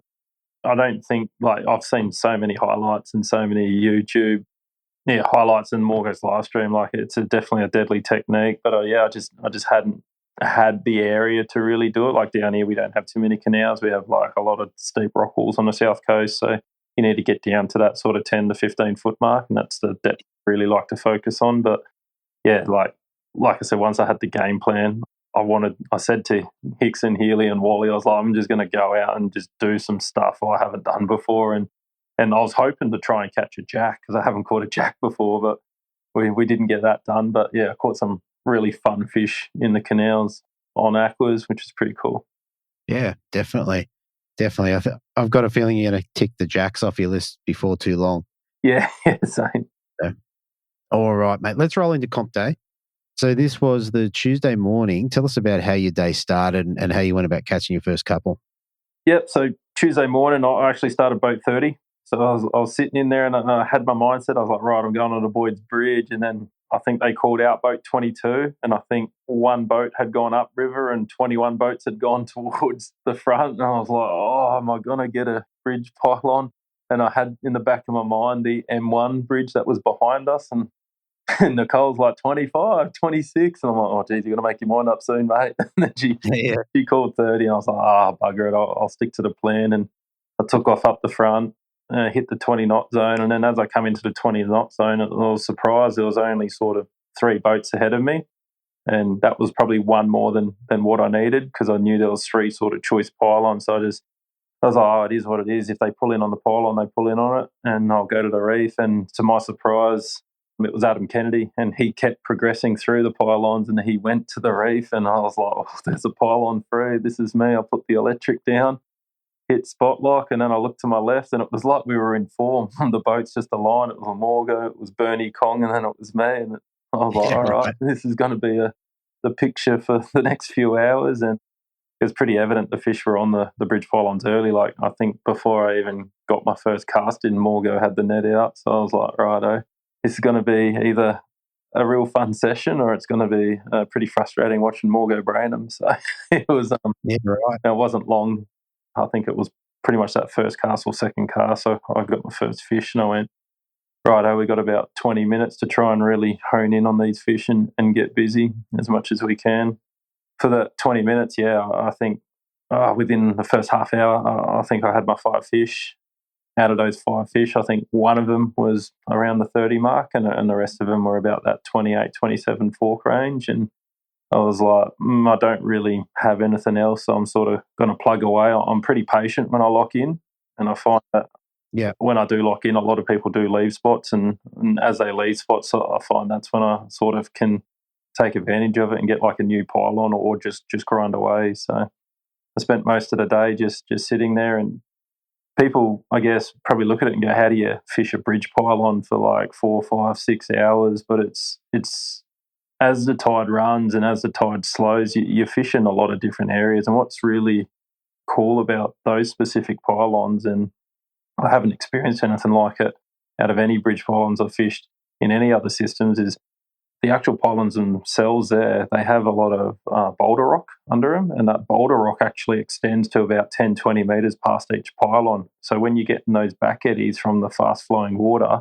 all the bait is getting obviously confused and swirling down, and a lot of bream are sitting in these boulder rocks, especially when the tide runs really hard. They sit in all the cracks, and then as the tide slows, they start rising from the boulder rock, and you can see them coming off the bottom. So whilst it looked like I was only fishing a single pylon, which was probably 10, 15 metres long, 10, 15 metres past on the up current side, and then another good 20 metres past on the down current side, there was some really good reef and deep structure that I was just really working the crabs through. And I was getting, once you got to the pylons early, the fish were uptight under the pylons, but once you pulled a couple of fish off those pylons, they tend to sink and then move out from those pylons. And like every good bridge too, there was a couple of shopping trolleys and extra riff-raff going on down there, which was pretty cool to work. Yeah, okay. Who did you have on the back of the boat? I had, on day one, I had Chris Hoken. Okay. Yeah. One thing that like, I don't think I let too many through to the keeper, and I'm never going to take anything away from these non-boaters, but I will say if they're catching quality fish like Chris was, they're pretty good fishermen, because like I said, I don't let many through to the keeper. Yeah. I definitely lock in, but Chris was an amazing fisherman that morning. He did really well. He was like very accurate caster. He had plenty of room to work, but he also thought outside the square too. While I was hammering the pylon, he could see that the current breaks and the eddies were caused by some structure on the bottom, and he was throwing his crab more out towards the left and the right and just playing with those eddy lines. And yeah, he got some really nice fish, and he was fortunate enough to be leading after day one, I think. Yeah, well, that was one of the questions, because I can't remember which day it was, but I know the non-boaters did all right there for a while. Yeah. And that rang true with me, with the fact that there was structure beyond the back of the pylons. Yeah. Definitely makes it more possible for them to get a shot at it. Yeah, there's great structure. Like I said, that structure extended for a long time. And what you could see when the tide changed and you had that slack water for a very small amount of time up there, I haven't seen tides turn so fast until I've been on the North Coast like that. But when the water was slack for the whole 10 minutes, I think you could really see, because the water was so clear, you could see that structure down there, and you're like, wow, this is actually an aquarium we're fishing. This is really cool. Yeah, okay. Yeah, it sounds great. Sounds like a sort of an ideal setup where you have bridges to fish and structure behind the bridge. Yeah, you can get much better than that. Yeah, and it was only probably 150 metres past that structure off the back of the bridge where that main bit of reef was too. That was a bit deeper where Healy ended up getting it done. So it was a pretty good sort of area. And what I think, and I was talking to Hickson about it a fair bit after at the Airbnb, is like it seemed that stretch and that arm had the better fish moving up, because just up from the bridge pylons too, which I'm sure you've discussed with Cromo, is that's where the prawn trawlers are. So like that whole arm, which would be probably 800 metres, clearly holds some brilliant fish, and so there's something there that holds those bigger fish through there. Yeah, that's very cool. When you're targeting the bridge pylon with crabs, tell us what you're trying to achieve with the cast, I guess. Yeah, well, I learned a fair bit this trip. So for me, the cast is whether I'm targeting bridge pylons, moored boats, pontoons, or poles, I'm trying to land that crab. If it's slack water, I'm landing that crab right on the transition where the water meets the structure and letting it fall down on a slack line and just keeping it as close to the structure as possible. When the tide's running, you're doing the same thing, but you're anticipating your cast, so you're leading the current, and depending on how strong the current is, depending on how far you lead that crab, my aim is to land that crab as close to the base of the vertical structure and the sand or mud transition and keep it in that zone as long as I can. Once it hits the bottom, if the fish hasn't eaten it on the drop, then I'm just giving it the slightest input from my rod, and I don't really want to move the crab. All I want to do is cause a disturbance on the bottom, so whether that's sand or mud sediment, I'm just bouncing the rod tip to get the claws moving and just to try and get a little bit of like a puff of sand down there. And generally what I find is they crash tackle it in that sort of first movement. If not, I'll sort of draw it out on if it's like some sand or mud and there's not extra structure there, I'll just draw it out and I'll wind it in, I'll cast again. What was good with these bridge pylons was I'd sit the boat probably a good 25 metres back from the pylon, put in a real long cast, try and get that in the back eddy, try and get that vertical full, because the bridge was breaking the current flow. So if you were like 3 metres to the left, 3 metres to the right, your crab would end up behind the boat in no time because of the current. Right in behind the bridge pylon, there was a really good back eddy, and it allowed your crab to fall vertically straight down. And if the crab wasn't eaten on the drop, which was happening first up in that first 20, 25 minutes when the fish were right up on the pylon under the lip, I'd let it fall all the way down to the bottom, and then I'd work the crab back real slow and methodically across those boulder rock all the way back to the electric. And throughout the week, the bite varied. Like I said, when you first got there, they'd eat it because they were tight under the pylons, and that's when I noticed a few other guys, which isn't a strength of mine by any means, so I wasn't even going to try it in this comp, but they were crankbaiting in that small window because it was keeping that lure in the zone. I found I didn't need to, like I was getting those fish to bite that crab on the drop, but as soon as you pulled a few off, they would then go a bit quiet, and then I felt like you had to really get it into that boulder rock, and you sort of, as soon as you felt the crab touch the boulder rock again, I was just doing those real small inputs just to get it to click down there or get it to tap on the rock, and then they'll crash tackling it, which was cool. Yeah, that's fantastic. Were you running active target? I don't run active target for the bream. Like I have it, and I have it because I like to chase cod and barramundi and stuff. I don't really run it for the bream at the moment. I can definitely see benefit in it, and how Morgo uses it on boats is certainly an advantage, I think. But I've used it previously on bridge pylons, and I spent a lot longer on a bridge pylon that wasn't sort of producing how it should have from what was revealed on the active target, and sometimes too much information is not good. So I've been burnt by it before. So yeah, from that point on, I was like, all right, I don't think I need it for bream at the moment. Yeah, it's definitely an advantage, and it works in the sense if you're disciplined with it. But I find I can visually see the fish, or with side scan, or with how I'm fishing, it definitely works. Yeah. Okay. All right. So did you end up on the bridge for the rest of the day? Yeah. So for the majority of the day, till about 11 on day one, I stayed on the bridge. I stayed on there till the tide turned, and then it got a bit crowded, to say it politely. Yeah, a few people came sniffing, and I was like, my bag wasn't getting any bigger, and you're always a chance of a big fish. You can never you can play your percentage line, and then generally an hour before, an hour after the turn is when I find I get the bigger fish on the bridge pylon. So at that point, the tide had turned for an hour at about 11:15, and I had a bigger bite, and I was like, I knew I had an all right bag for Tweed, but I knew I had fish, so I did go for a bit of a sniff, and I went from one bridge pylon to the other. So I went up to the M1 highway up the river, and I was like, oh, there's another bridge pylon there. They're on this bridge, so maybe they're on that bridge. I went up there, and yeah, it was pretty evident as soon as I got up there. They definitely weren't on that bridge either. So I fished a few rockwalls with Chris on the way back to the weigh-in on day one, and the tide was pushing pretty hard. And what I feel with the Tweed is there's some amazing rockwalls, but it's all about timing and tide. And I think the Tweed, from what I've learned in this trip, is you can have 10 or 11 spots within that system, whether it be rock walls, the seaway, bridge pylons, or the reef, and they're all going to fire at the same time, I feel. It's all a water level thing. Okay.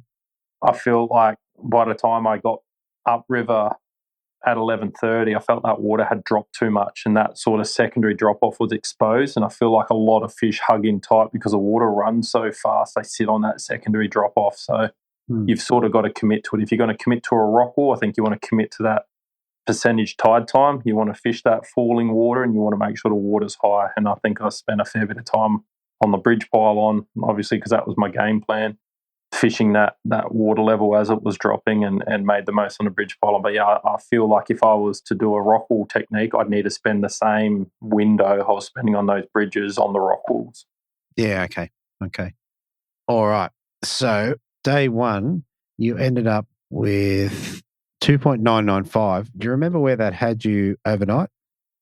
Fifth. Okay. Very good. All right. Rolling into day two, which was the Wednesday. So we're all at work, but you were fishing, so that was good. Yeah. Tell us about your Wednesday, mate. Wednesday was pretty similar to day one. Again, stressing about trying to get a bridge pylon because I knew how many people came sniffing late in day two. And I was frantically looking at the list the night before because Jamie started off at the seawall, but then he came to the bridge later that day, and he upgraded his whole bag. So I was like, well, and he doesn't get the nickname the mayor of the Boyd's Bridge for no reason. So I was like, right. I knew Morgo was going to go back to his spot because he wailed on him. I knew Jamie was probably going to go to a bridge pylon, and they were both starting in front of me. I knew Adam Kennedy was going to go to his reef, so that was all good. And I knew Healy was going to go to the reef. So I was like, I'm probably going to get a bridge pylon unless I get absolutely mowed down by someone behind me. So when they called number 5, I put the old girl throttle to the max, and I spent the whole time looking over my shoulder to make sure no one was mowing me down until I got to that 20-knot zone. Then I knew I was safe in that 20-knot zone. So as soon as I got in there, Morgo went to his pylon, Jamie went to the pylon that Bernie started on the day before, and then, I got the same pylon, fortunately. I was pretty happy. One thing I did do a bit different, and I did clue onto this on day one, which I wasn't sure whether it was a thing or not. So I was rolling into day two, and I was like, I'm just going to do it a bit more. I was watching Jamie and Morgo, and they were obviously very accurate casters, and they were casting in nice and tight to the pylons. What I noticed on day one was when the water was super clear and the sun was up, the fish came back up under the pylon lip and they were rolling. But when you cast your lure in and hit that accurate zone where the water met the structure and it splashed, they were spooking. And I was like, okay. I haven't seen that on a bridge pylon before. I've seen it on pontoons and stuff. So I was like, maybe the splash is too big. And I sort of tapped into a bit of advice from Steersy, and he's all about presentation of lures and being as subtle as you can. So I was actually casting up onto the pylon, and I was pulling the crab real softly across the pylon and just getting it to really drop super light into the water. And I did that 3 times in a row and got 3 fish. Right. And I was like, on day one, I was like, I'm going to have to do that on day 2. And like straight away, I think me non-boater thought I was the world's worst cast. I kept casting up on this pylon. Yeah.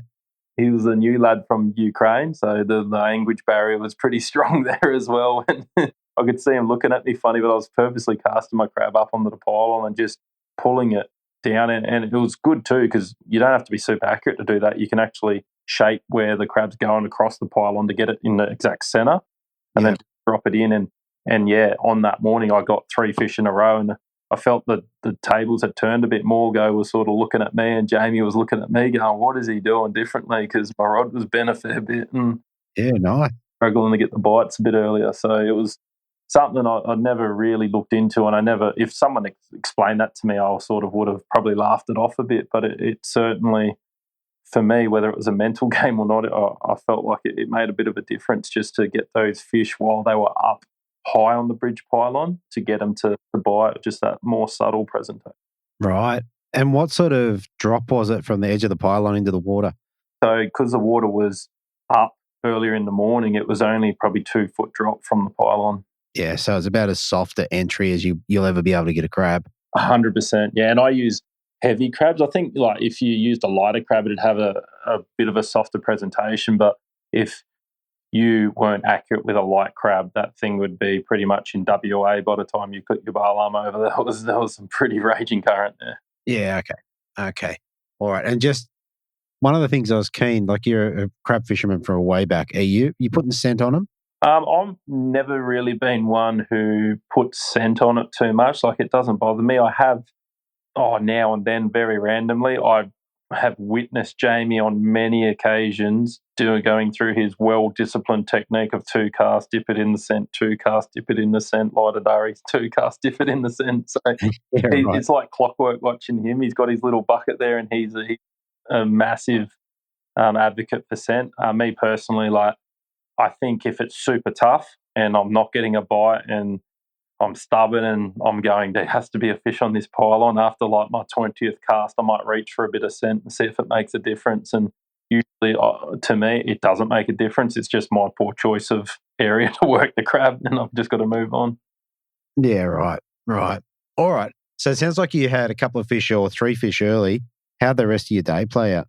Yeah, like 3 fish super early, and then it was probably only 10 or 20 minutes later, I had the other 2 fish. And I got my 5 fish pretty early. The 2 fish I got out of the 3 early on were better fish. So they were sort of 31s. And I thought, this is a better start. One thing I definitely learned, I went in with a bit of a rookie error going up to the Tweed, is I didn't have a balance beam and I didn't have scales. Right. Just hand scales. Anyone listening to this, if you're going to fish the Tweed or Ballina, take yourself a balance beam or a set of scales, because I had fish of different caliber, and you could tell like they were either seawall fish moving in, like they were snowies, or they were resident fish coming out. The problem was they varied so much. So I had 29 forkers that looked healthy, like somewhat thick, and then I had 31 forkers that were high, deep, but skinny. I had these fish and I'm holding them, I'm trying to work out a weight, so I couldn't tell by eye, and my general rule is I just couldn't, for some reason, I couldn't keep the fatter 29, and I just kept going with the ruler size, and I was like, all right, you're longer, you're staying, and that's how I sort of played the cull. I reckon it came around even by the end of the day, but I definitely reckon whilst I was doing some upgrading, I probably did some downgrading throughout the comp too, and I can see, like, I don't think it would have affected the overall results, but I can see in the future, like, a Tweed and a Ballina comp coming down to grams. It'll come down to 20, 30 grams. So easily, yeah. Definitely something I kicked myself in the butt for and went, yeah, right, it's a bit lazy or a bit silly of me not taking a coal system. Yeah, fair enough.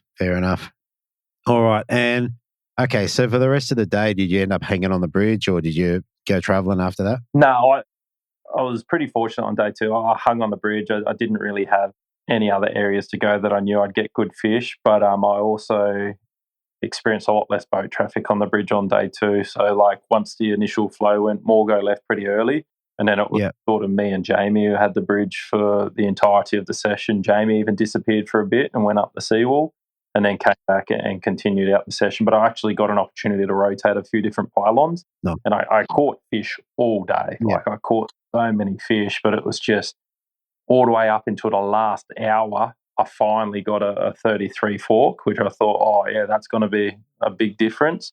But the quality of the fish, just they were so skinny up there. And this thing had like head and shoulders on it, like it should have been a good fish, but it was just lacking in body. So, and what like the weigh-in always reveals all. So I weighed like slightly more than what I did on day one, but by the size of the bag going off the lengths, it should have weighed a lot more than it did. So I was definitely plagued by skinny fish. And the story was at the weigh-in, the seawall finally did fire in that arvo, and Hiko weighed a really good bag, like 3.4 kilos on that day too, and he got a lot of the damage done on the seawall. Same with Wally when you talk to Wally. So they definitely finally moved up, and they definitely finally bit on that seawall. I think they struggled to get good fish out there on day one, but day two, it definitely turned it on. Yeah, fair enough. All right. So it sounds like for the 2 days, you're pretty much cranker crabs the whole way through. Mate, yeah, every comp I'm cranker crabs all the way through. So it's just a lure I have absolute confidence in. If there's a bridge pylon, yeah, I like fishing bridge pylons. I think I can mix it with the best of them. It's pretty cool to fish off against Morgo and Jamie on bridge pylons. They're definitely well known as some of Australia's best, but I've definitely got a bit of confidence on the bridge pylons. But I love throwing that crab in anything. Like the nastier it is, the crazier it looks, the fast flowing water. I find that's where I draw my success. I pride myself on throwing that crab where a lot of people go, I'm not throwing it in there because that's just too much effort, like it's either going to get caught up or I'm going to lose it. Yeah. And I just find like, if I put that lure in my hand and just I have vertical structure, I'll just get to work with it and I'll just play with it and play with the colours and work out what I need to do to get those fish to bite. It's just, it completely changed my tournament fishing and my results for me very early on. I've just stuck with what I know. Yeah. All right. So one thing I would ask is if speaking about throwing into gnarly structure and that sort of areas, have you got any tips for anyone on how to not get their crab snagged up or how to get them back, or is anything that's on your mind? Yeah, 100%. And I have a lot of nonnies that when they do fish with me, they're like, oh, geez, this is like going to be an expensive day. But when I show them what I do, like they stop losing their crabs too, which is great. So generally, I try to fish with the current as much as I can. So you can't really do it a bridge pylon, and that's difficult because you're fishing up current. But being in constant contact with the lure and knowing the difference between the lure bouncing and a bite, and once you experience it once, you will understand, you'll lock that feeling in. So essentially, when I'm fishing for these brim, the game is to keep the lure out of the bottom and hope the brim grabs it before it gets caught up. And I get snagged fairly often, but I don't get the hook set into the snag. So I'm constantly either drifting with the current, or if I have to go against the current, I cast up current. I'm keeping constant contact of that lure, and I feel it bouncing against the rock. And any time the lure stops bouncing, I know it's caught on a rock, and it's usually only caught on the rock because of the pressure of the water. So all I do is get the electric and I just electric up, and before I get on top of it, I make sure I get nice and vertical on it at a minimum or above current of it, and then I just lift it slightly. And as I lift it slightly, I give it a bit of a shake, and that crab will come off every single time. It's the super important thing is just not to drive those hooks in. And you can definitely, a lot of guys go, oh, how do you tell the difference between it bouncing on the rock and a bite? If you've got a good rod, the bite's so aggressive, you feel it. It's like a lightning strike through the graphite. So you'll feel it just bouncing. It's like a dampened bounce. And then all of a sudden, I call it the machine gun bite, and I'll just go grrr, and you'll just know it's a bite. And soon as you find that on, that fish will keep that crab out of the rocks. And now you've got to try and get the fish out of the rocks too. So Yeah, fair enough. All right. So then the next thing is lines and leaders, and then what rod are you liking?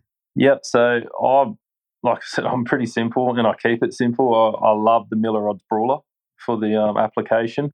Whilst it is a shorter rod, and a lot of people argue you don't get the cast distance, like I just say cast harder, like it's a shorter rod, but if you've got it set up with the right reel and the right line, it goes a mile, and I've never had problems with casting distance. So I used a Miller Rod Brawler. I used a Daiwa 2D Sol 2500. Like, I love it. And you need a good winch. And I proved that today on the harbour and in any sort of venue that I fish. You need a good winch, because as soon as you get that clunk or that machine gun bite. You just want to get line on them. And the TD Soul for me over the last few years has done that really well for me. And I'm not a diver-sponsored angler by any means. I just think value for money. Them things are as smooth as the day I bought them. They've got a great drag system and they are a winch. They get fish out when you need them to. I got that matched up with 8-pound Daiwa J-braid.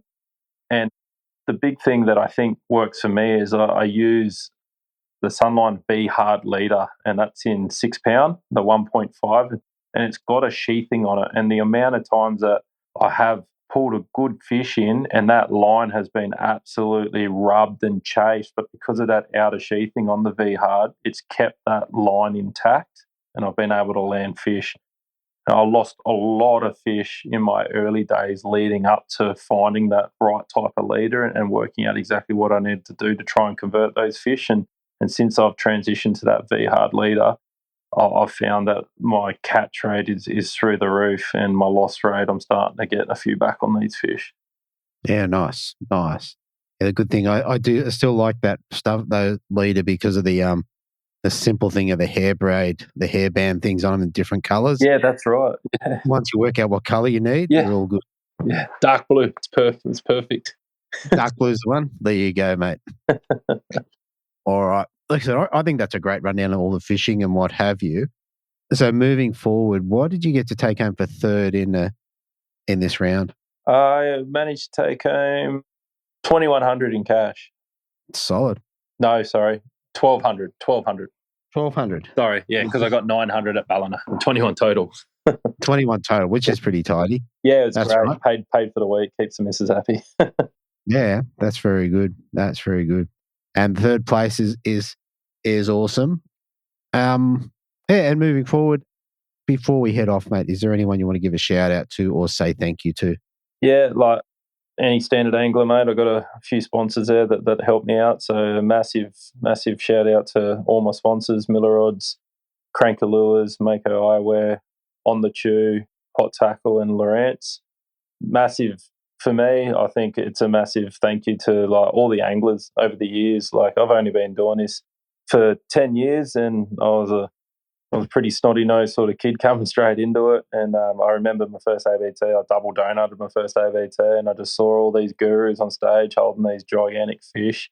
And one of them was Mark. So I was standing there and I was like, how am I going to get up to their level? And I just through learning, conversing with people at the weigh-ins and having a good sort of chat with people and getting out of your comfort zone. A lot of people have shared tips and techniques over the years and just conversations at the briefs and weigh-ins. And when you stay with fellow anglers at Airbnbs, it's all that little bit of information that proves beneficial over time. And then as you mature and your brain slots in, you go, oh, I remember that bloke saying that. Now that makes sense. And yeah, putting all that to practice. So yeah, definitely thanking all the anglers and the guys who run the ABT, like Morgan and Nicole, like they do a really good job. It's a pretty thankless job. Like everyone's there keen, and then everyone's pretty keen to get home, and they're the ones packing up and stuff. So yeah, collectively sort of thanking everyone. And I've had a great time fishing these comps, and I'm sure I'll be back after the old Barra and GTs break me back, and I'm too old to fish for them, and I'll come back to this brim scene eventually. Yeah, fair enough. Well, mate, that was a great interview. I really enjoyed talking to you. Good luck in your next move. Yeah, hopefully we get to talk again. Yeah, thanks for that, DC. No worries at all. Thank you. Rightio. So next up in a second position in the boated division, I have an angler dropping 2.92 on the scales on day one, backing it up on day two with 3.280, giving him 6.2 kilos even for his 10 fish. I have Uncle Wally Fay. Welcome to the show, mate. Thank you, Andrew. Mate, it's a pleasure to have you on the potty, mate. I've been looking forward to speaking to you for some time. So, nice of you to invite me on.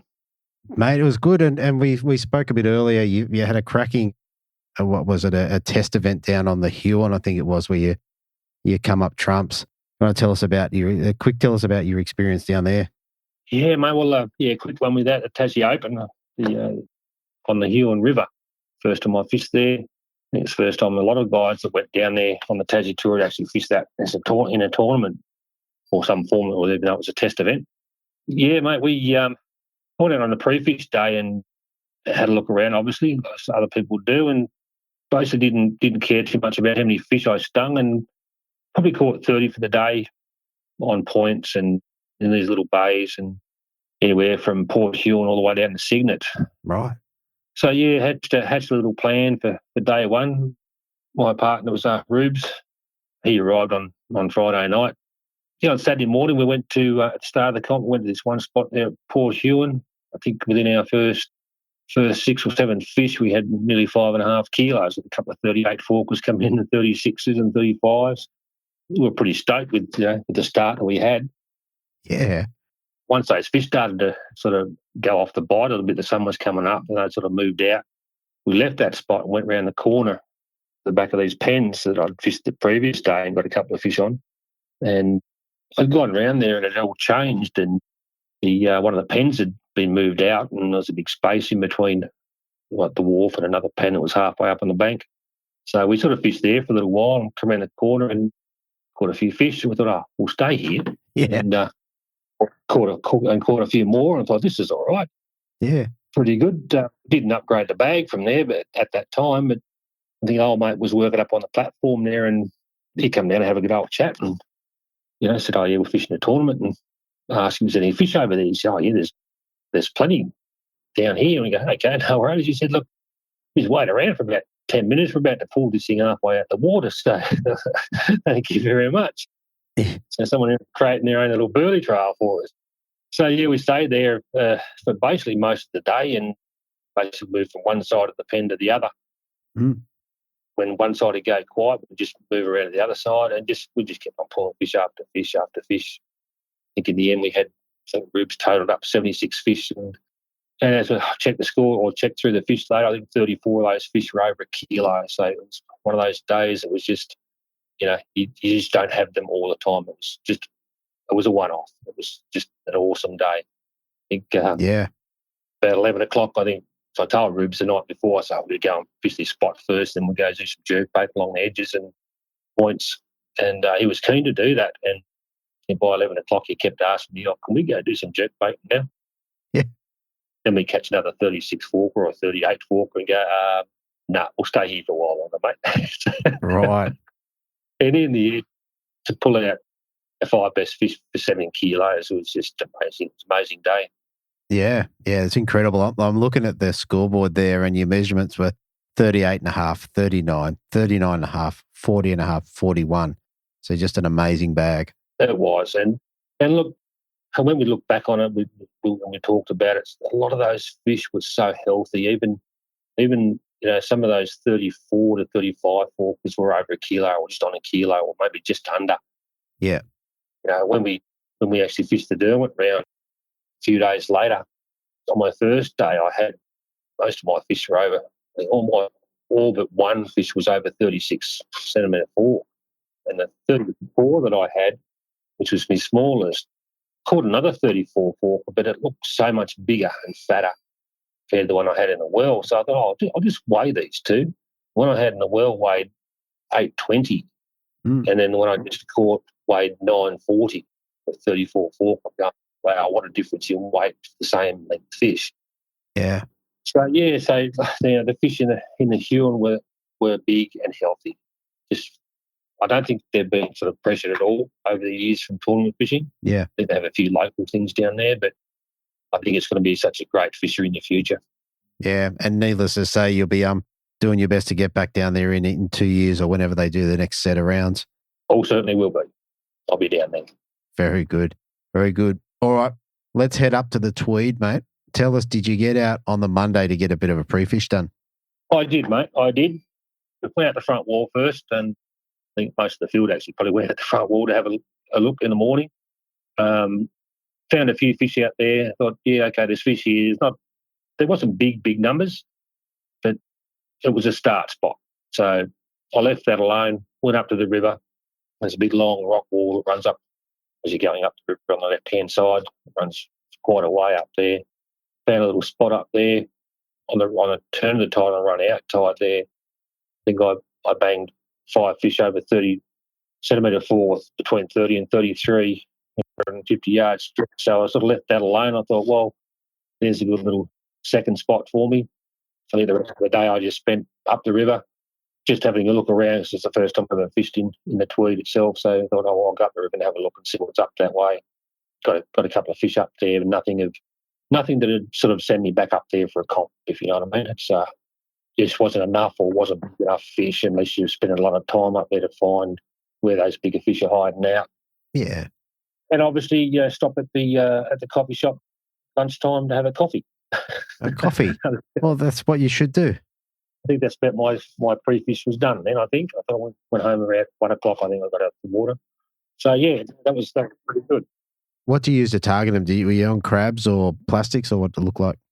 Yeah, most of it were crabs. Crabs at the front wall, for sure. I did throw a few plastics at the front on day 2, but most day 1 was all crabs at the front wall. And up the river was the boat junkie wave minnows in the motor rod. Right. They seemed to work for me both days on the upgrade. Okay. So I don't think I actually threw a crab on that small, like the wall up the river at all. I'm a more plastics man anyway. Yeah. And I feel more comfortable with those, with the wave minnows. Love them. Got to use those in Malakuta there year before last, before they'd even come out the market. Yeah, loved them. Caught 3 or 4 fish in 3 or 4 casts, and yep, I've sort of stuck by them since. So okay.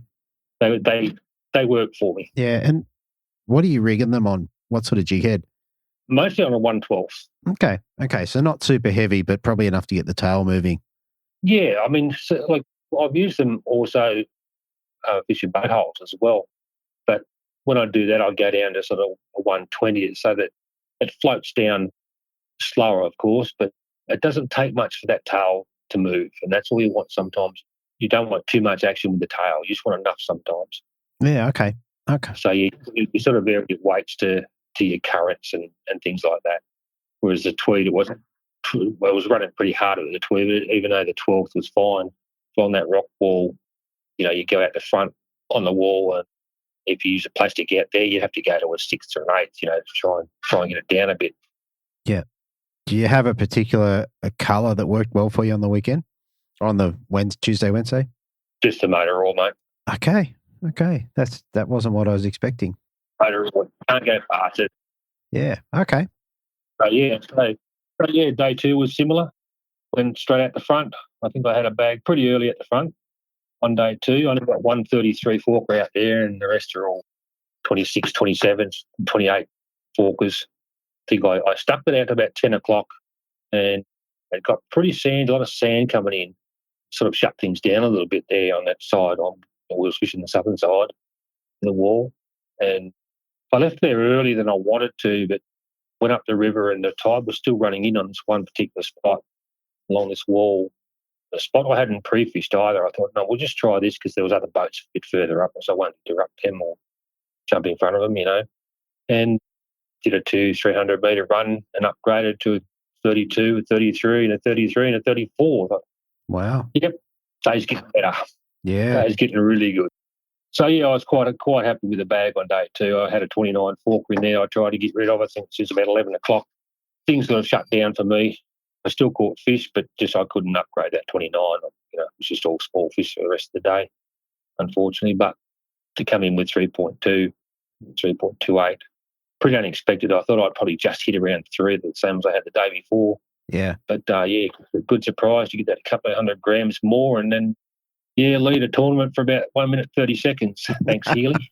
Yeah, mate, come in and clean that up. Yeah.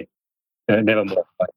It's like I say, you catch what you catch, you weigh what you weigh. It is what it is. It's that's right. All the but some what ifs and maybes don't count for nothing, mate. It's what happens at the end of the day and what you put across those scales.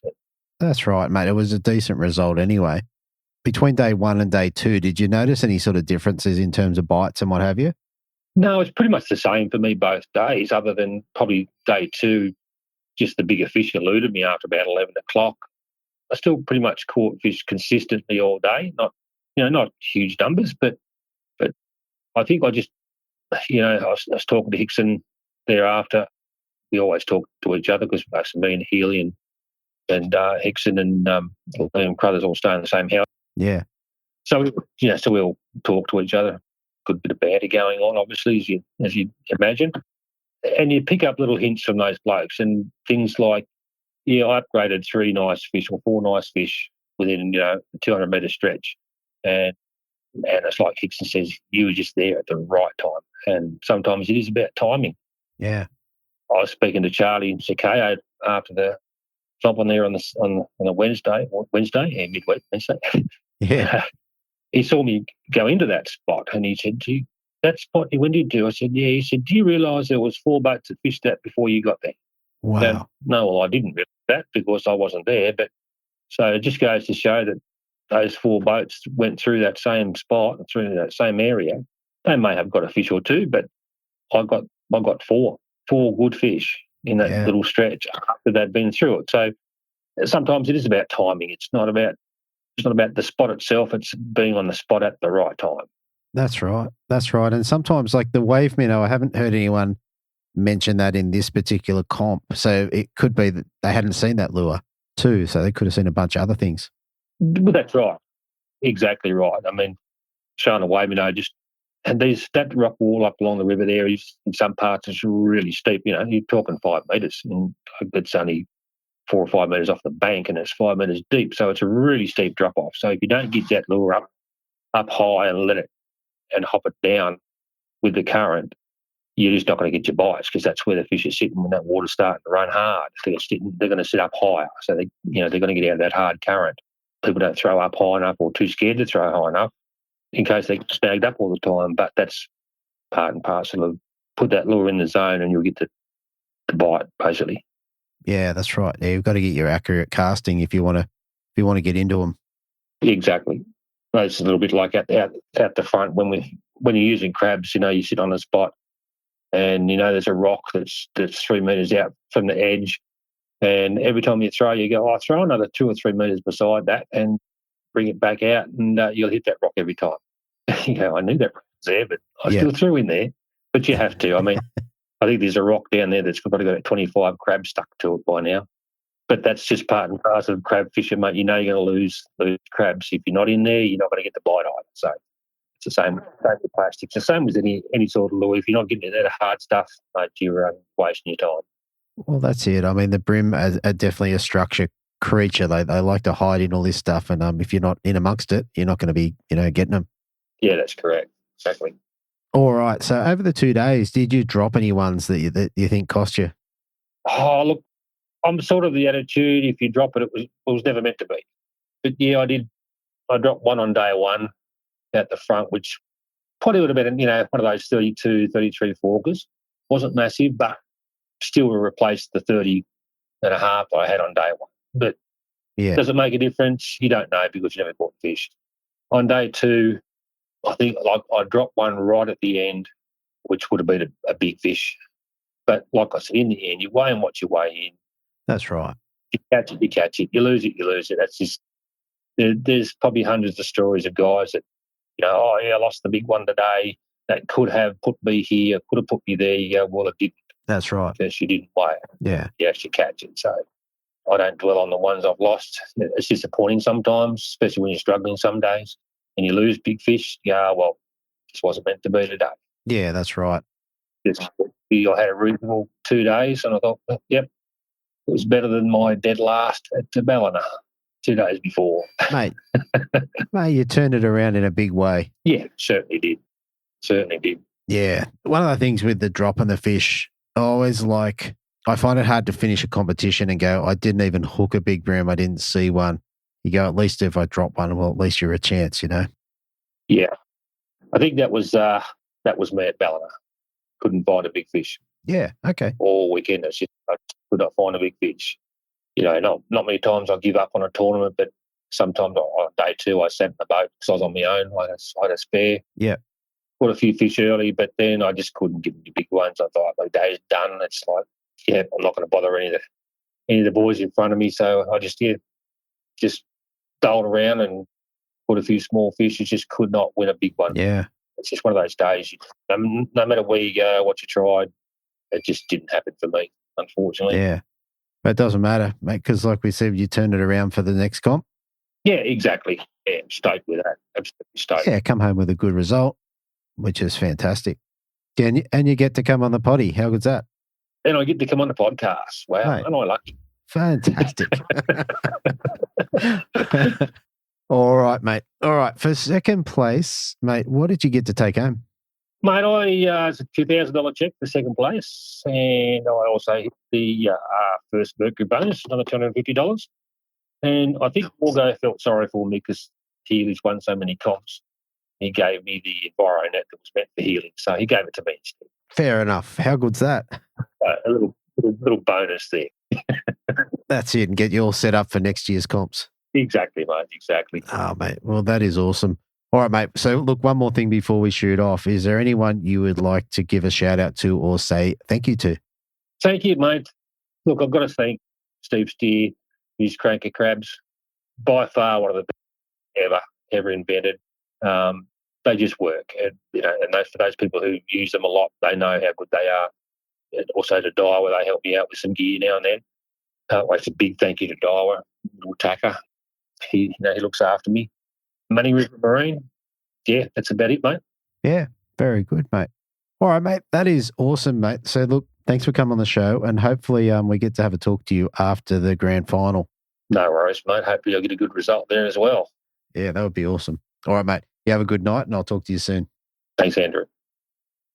Okay, so up next in the first place in the boater division, I have an angler dropping 3.44 kilos on the Tuesday for his 5 fish, backing it up on the Wednesday with 5 fish for 2.845, giving him a total of 6.285 kilos and his 4th win for the season. I've got Mark Healy. Welcome back, mate.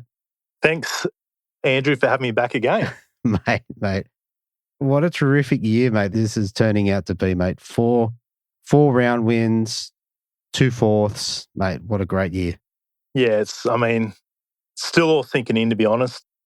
It's pretty unbelievable. At the start of the year, and I did well at East Gippslands. I was driving back from that double header win, and I was like just sitting there. I was just driving up Hume Highway, and I was like, you know what? I think I'm going to give it a crack. I think I'm going to go for it. And I signed up and I went to Tassie and I drove my boat down there and got a good result and came back and fished the Hawkesbury, and that wasn't what I was hoping it would be. And then I was like, no, I'm still hungry. It's not good enough. I'm going to WA, and went there and achieved a really good result on a venue I haven't fished before, and then came back here. It just put me in really good stead for northern New South Wales, going up there knowing if I could get one good result, then I'd be right up in the mix. Yeah, which turned out to be the case. You definitely got one good result and then backed it up with another one. Yeah, for sure. That's interesting. So you fished in this season, you fished 3 venues you've never been to? Yeah, 3 venues that I'd never been to. Yeah, and did well. Like you won 2 and you came, what did you say, 4th in the other? Yeah, that's right. Yeah, it's pretty, I still can't believe it. It's been just an amazing year. Everything, I've just made the right decisions at the right time. And, I've put the work into, like, not just this year, but over the years, just to become more versatile with my fishing. And I think this year it's given me an opportunity to display that. Yeah, right. And what have you got any examples of what you've done to try and become more versatile? Yeah, I think just like from, I guess, being able to read the system, be able to read the waterway at different times of the year. Like, as you know, and most guys listening will know that different systems fish different at different time of the year, different moon phases, different tides, different water salinities, all that type of thing. So there's a lot goes into it, into our science. It's not just black and white, and it's a very complicated thing to work out. And sometimes you can never kind of put your finger on what you need to do or what's right and what's wrong. And it's just, I guess, time on the water and experience and just trying to piece it all together and learn. And I guess what's been I'm most proud of this year with my achievements is being able to go to different venues, apply different techniques and catch fish consistently on multiple and various waterways using different lures and all that type of stuff, and being able to be competitive and just enjoy my fishing as well. Yeah. Okay. You've certainly done all that. All right. So, mate, rolling in into pre-fish, what'd you get out and have a crack at? Yeah, so I guess similar to Ballina, like I just wanted to have a bit of a look around the waterway and just get familiar with it. And to be honest, I didn't have a great pre-fish at the Tweed, unlike the Richmond where I sort of caught fish everywhere and felt more in tune with the Richmond River than I did at Tweed. And even to the point where after the pre-fish, I didn't really know where I was going to start or what I was going to throw or when I was going to fish different areas. I wasn't too alarmed with AOY sewn up. I was fairly relaxed looking at that event coming into it. So I wasn't too overly concerned or stressed about it. And I just sort of wanted to really enjoy that event, and go out there and just have fun. And I did. And I mean, day one when I rolled in, I started upriver, and I think I was probably only one of a handful of boats that went upriver. Everyone went downstream, and probably an hour and a half into the comp, I was like, you know what? I can see why everyone went downriver, and I thought I'd be sneaky and get upriver and get a good bag together early, but it just didn't happen for me. And I was like, if I get a good bag up there, I can come down and pick away, but it just didn't happen. And I think I had maybe 2 hours into the comp or something, I had 4 fish. They were all small, and I was like, right, I got to cut this away. And I went down the front and I went to a couple of walls that I'd caught fish on crankbaits on pre-fish day, and I'd actually left the run a little bit too late, and the water had sort of stopped running in really hard, and it was almost still water, and I was like, I'm not going to get a bite here. And I fished for 5 minutes. I was like, this just doesn't feel right. And then I cut that away, and I went up. It's called the Terranora Creek, and there's a reef up there, and sort of up past the bridge, and I just went up there to pretty much just up to fill my bag firstly, and I knew that based on pre-fish there was some good fish there, and I thought, maybe I can just upgrade a few of them and save some face. And when I pulled up, the fishing was just on. I got there at about maybe 9:30, and straight away I started catching fish and ultimately just stayed there till the end of the session, really. Right. Okay, so your day started slow with typically small fish. You made a pretty significant move, and then just in some respects landed on them. Yeah, exactly. And I was prepared just to cover water. I knew there was the fish were a lot more spread out at the Tweed than they were on the Richmond River. But I wanted to find those better class of fish. And I think on that first day at the Tweed, when I pulled up, I think my timing, probably a little unknown, but my timing was just spot on, just towards that tide slowing up on the top, and pulled up and pretty much finished my bag off and probably upgraded the best part of that bag over the next hour or so on the water. Yeah, right. And was this what were you using to target the brim? Yeah, so I was fishing crabs over the reef there, just slowly drawing them across, and a lot of the time the fishing was quite good. Like a lot of the time the crabs didn't even get to the bottom, and they were just getting eaten on the drop, which was pretty cool. Yeah. So when the water slowed, I just went to a Z-Man grub, just on a lightly weighted jig head, just to give a bit more of a subtle presentation. But as that water turned and started rushing out again, I soon picked up my crab rod and went to work. Yeah, right. In terms of the reef, what sort of a reef was it? Was it really gnarly, or was it, how was it?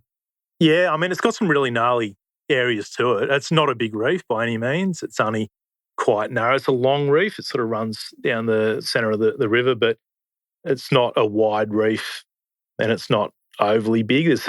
There is some pretty nasty areas that I did lose a few lures and 1 or 2 fish, unfortunately, but a lot of it's sort of just broken gravel too, so you can sort of fish on the outsides of it and still catch fish successfully. Right.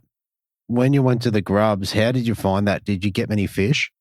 Yeah, and it was funny, just on the turn of that tide, I was just on my active target, and you could see fish on that fast flow. You could see fish sort of moving around the bottom and see where they're holding up and staging. But as that current slowed up, what happened is the fish lifted. They lifted up the bottom, and you could actually you could just spin on active target, and then you could see schools of anywhere from half a dozen to a dozen fish just free swimming, only 3-4 foot under the water, and literally just lead them by a couple of foot with the plastic. And I got quite a few upgrades just sort of sight casting.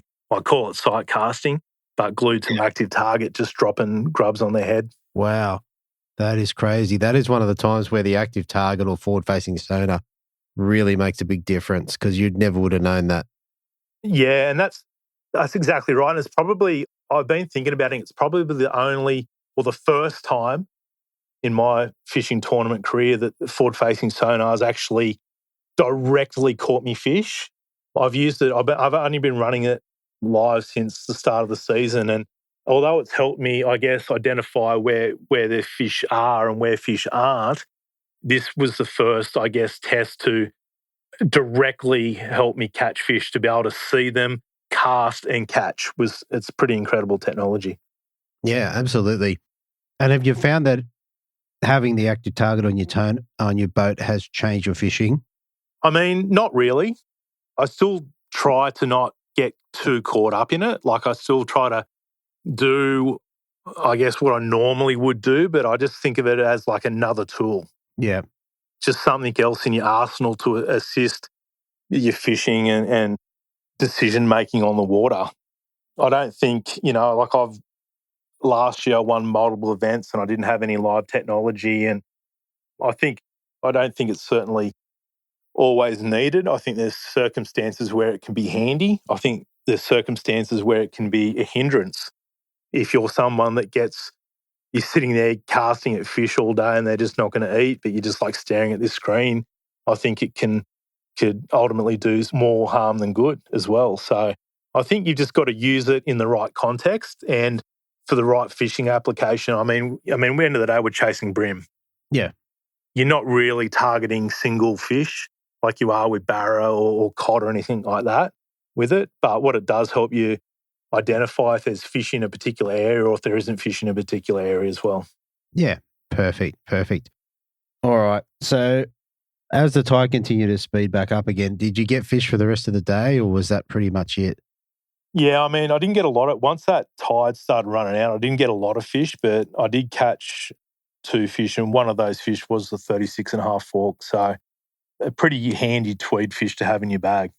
Absolutely. That's a cracking fish. So a lot of the fish, I think there was 2 different types of fish up here. Some were from residents, some were from offshore. Like, were your fish in good condition, or are they a bit skinny on? No, listen, they were a bit skinny on.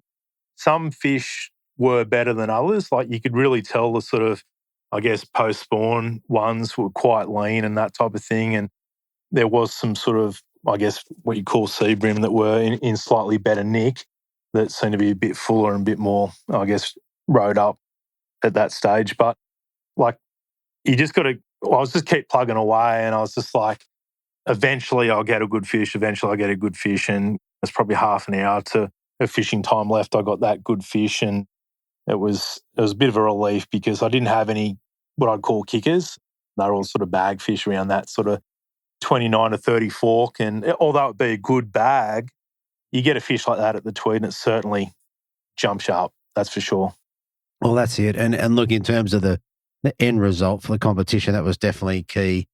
Like, you're 85 grams in front when it's all said and done. So you definitely wouldn't have been there without that. So yeah, that's right. And I mean, that leads us into day 2. And day 2, I fished, that being all I really had. I just went back there on day 2 and I just made a decision to stay there all day. And, I caught fish, but I tell you what, it was nothing like the first day. I had to work so hard for those fish.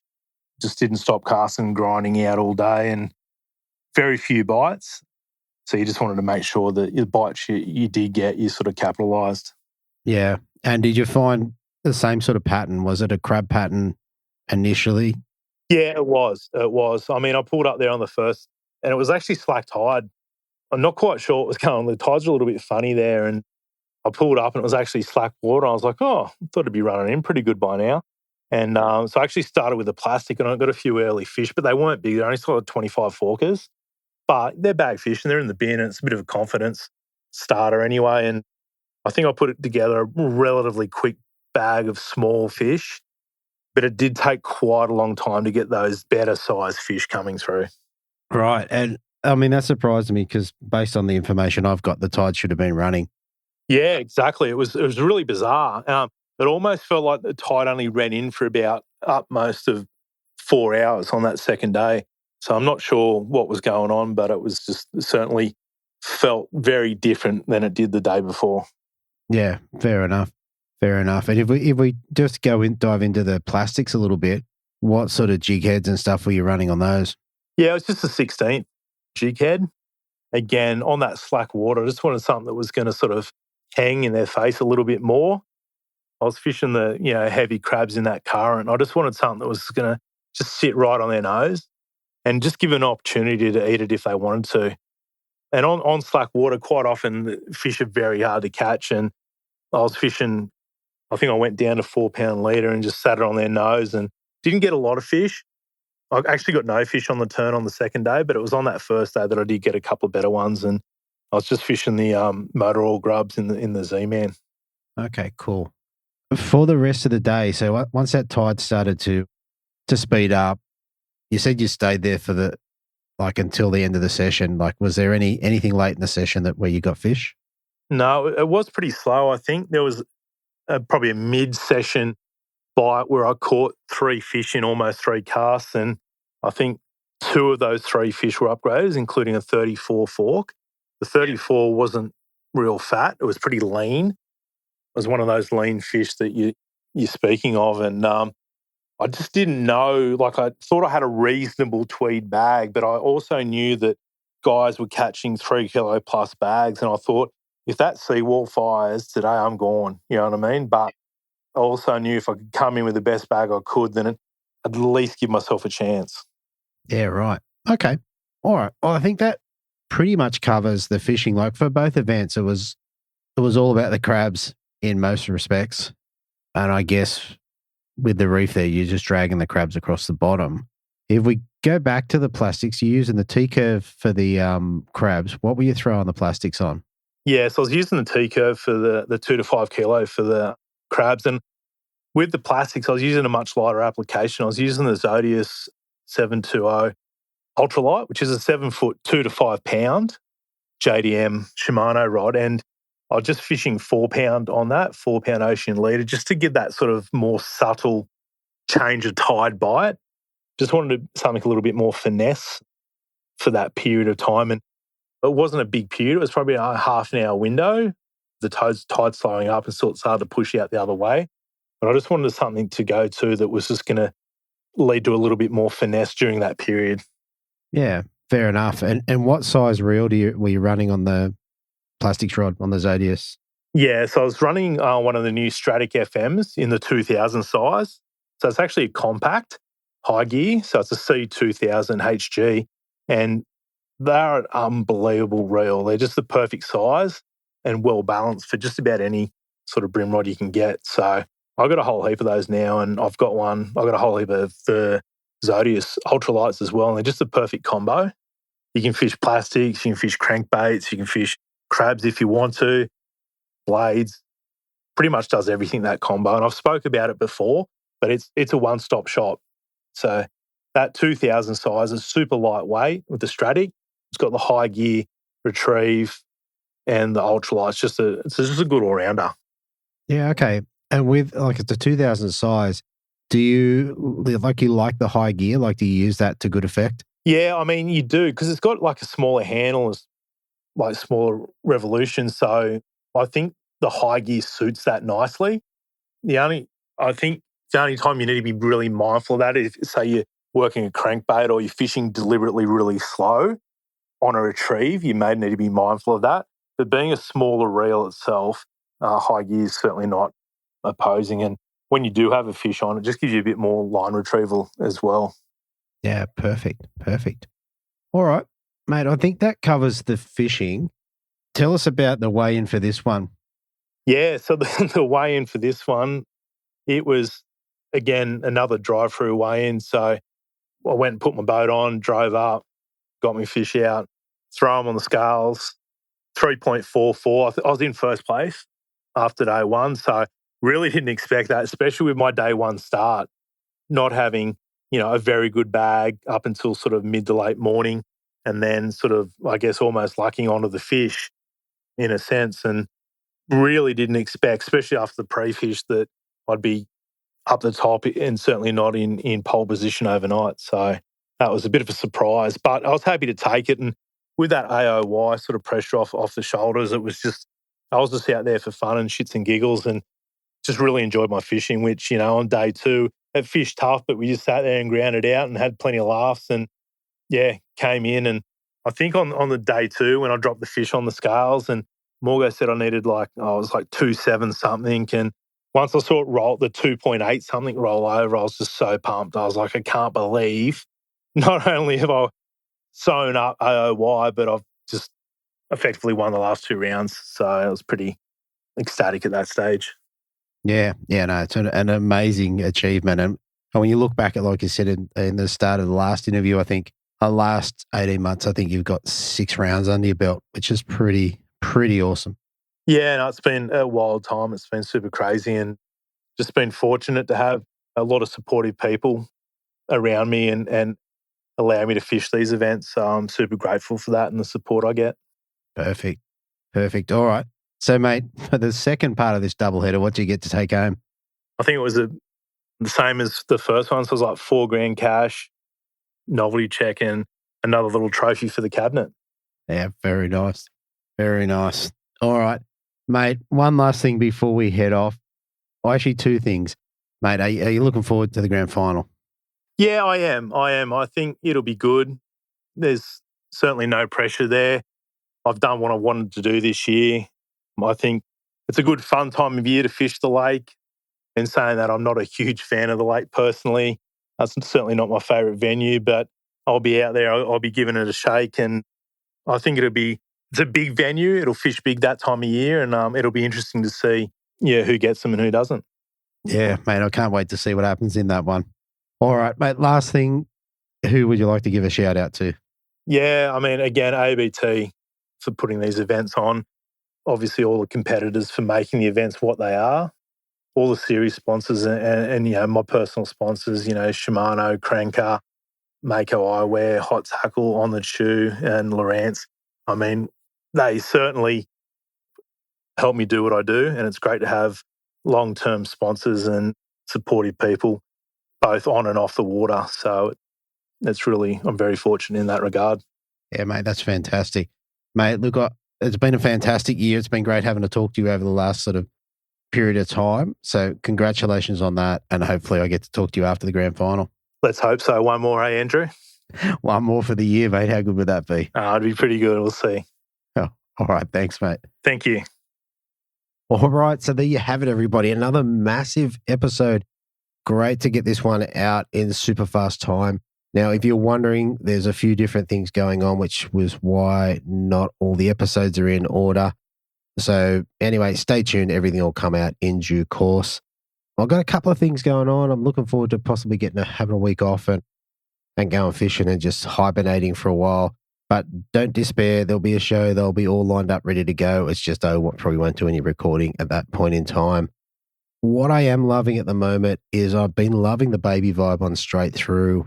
I'm using 3-pound, which is very, very cool. Caught a bunch of fish. I can't wait to get that into a couple of different waterways and see how we go. But definitely locally in the Georges, I've been braining them quite a bit. There'll be more on the yoga coming up soon, but if you're in the market, you're in the Shire, definitely jump over to Sacred Soul Wellness at Caringbah, and Jamie will sort you out there. If you need any information, jump over, shoot me a message or give me a call, and I'll definitely put you in the right direction. I've been out for a little while, and I've also, I don't know how to say it, I fell over at work and hurt my kneecap, and it doesn't bode well for the yoga, so I'll probably have a few weeks off and get back to it maybe after my week's holiday. Apart from that, the only other thing that's worth mentioning is we did crack 80,000 today as I record this, so we're over 80,000 downloads, so that's very exciting. I'm wondering whether we can get to 100,000 in the 100th episode. I think it's definitely possible, but it'll rely on some of you guys out there listening to some back episodes. One thing I would say is I recorded an episode or a couple of episodes which may not be the highest, well, let's say ranked episodes, but there are some absolute gems of information in some of the most unsuspecting episodes. So even if it's not your waterway and you don't think it's for you, you're a boater and you don't want to listen to a kayak round, or kayak, you don't want to listen to a boat round, it's definitely worth having a listen, because you just never know where that gem of information is going to come from. And it could come from, the third non-boater, third place, or it could be in the top boater. It's hard to know. You have to listen to it all to find it. Anyway, listen, I've had a great week this week. I've recorded some great interviews and I'm really excited. I hope you guys enjoy it. And I will talk to you next week on the Brim Fishing Project, where I'm going to have another really, really, really exciting episode. Thanks for listening. Hopefully you were informed, inspired, and entertained. If you were able to learn something or just enjoyed listening, please consider subscribing and rate us on your favourite podcasting platform.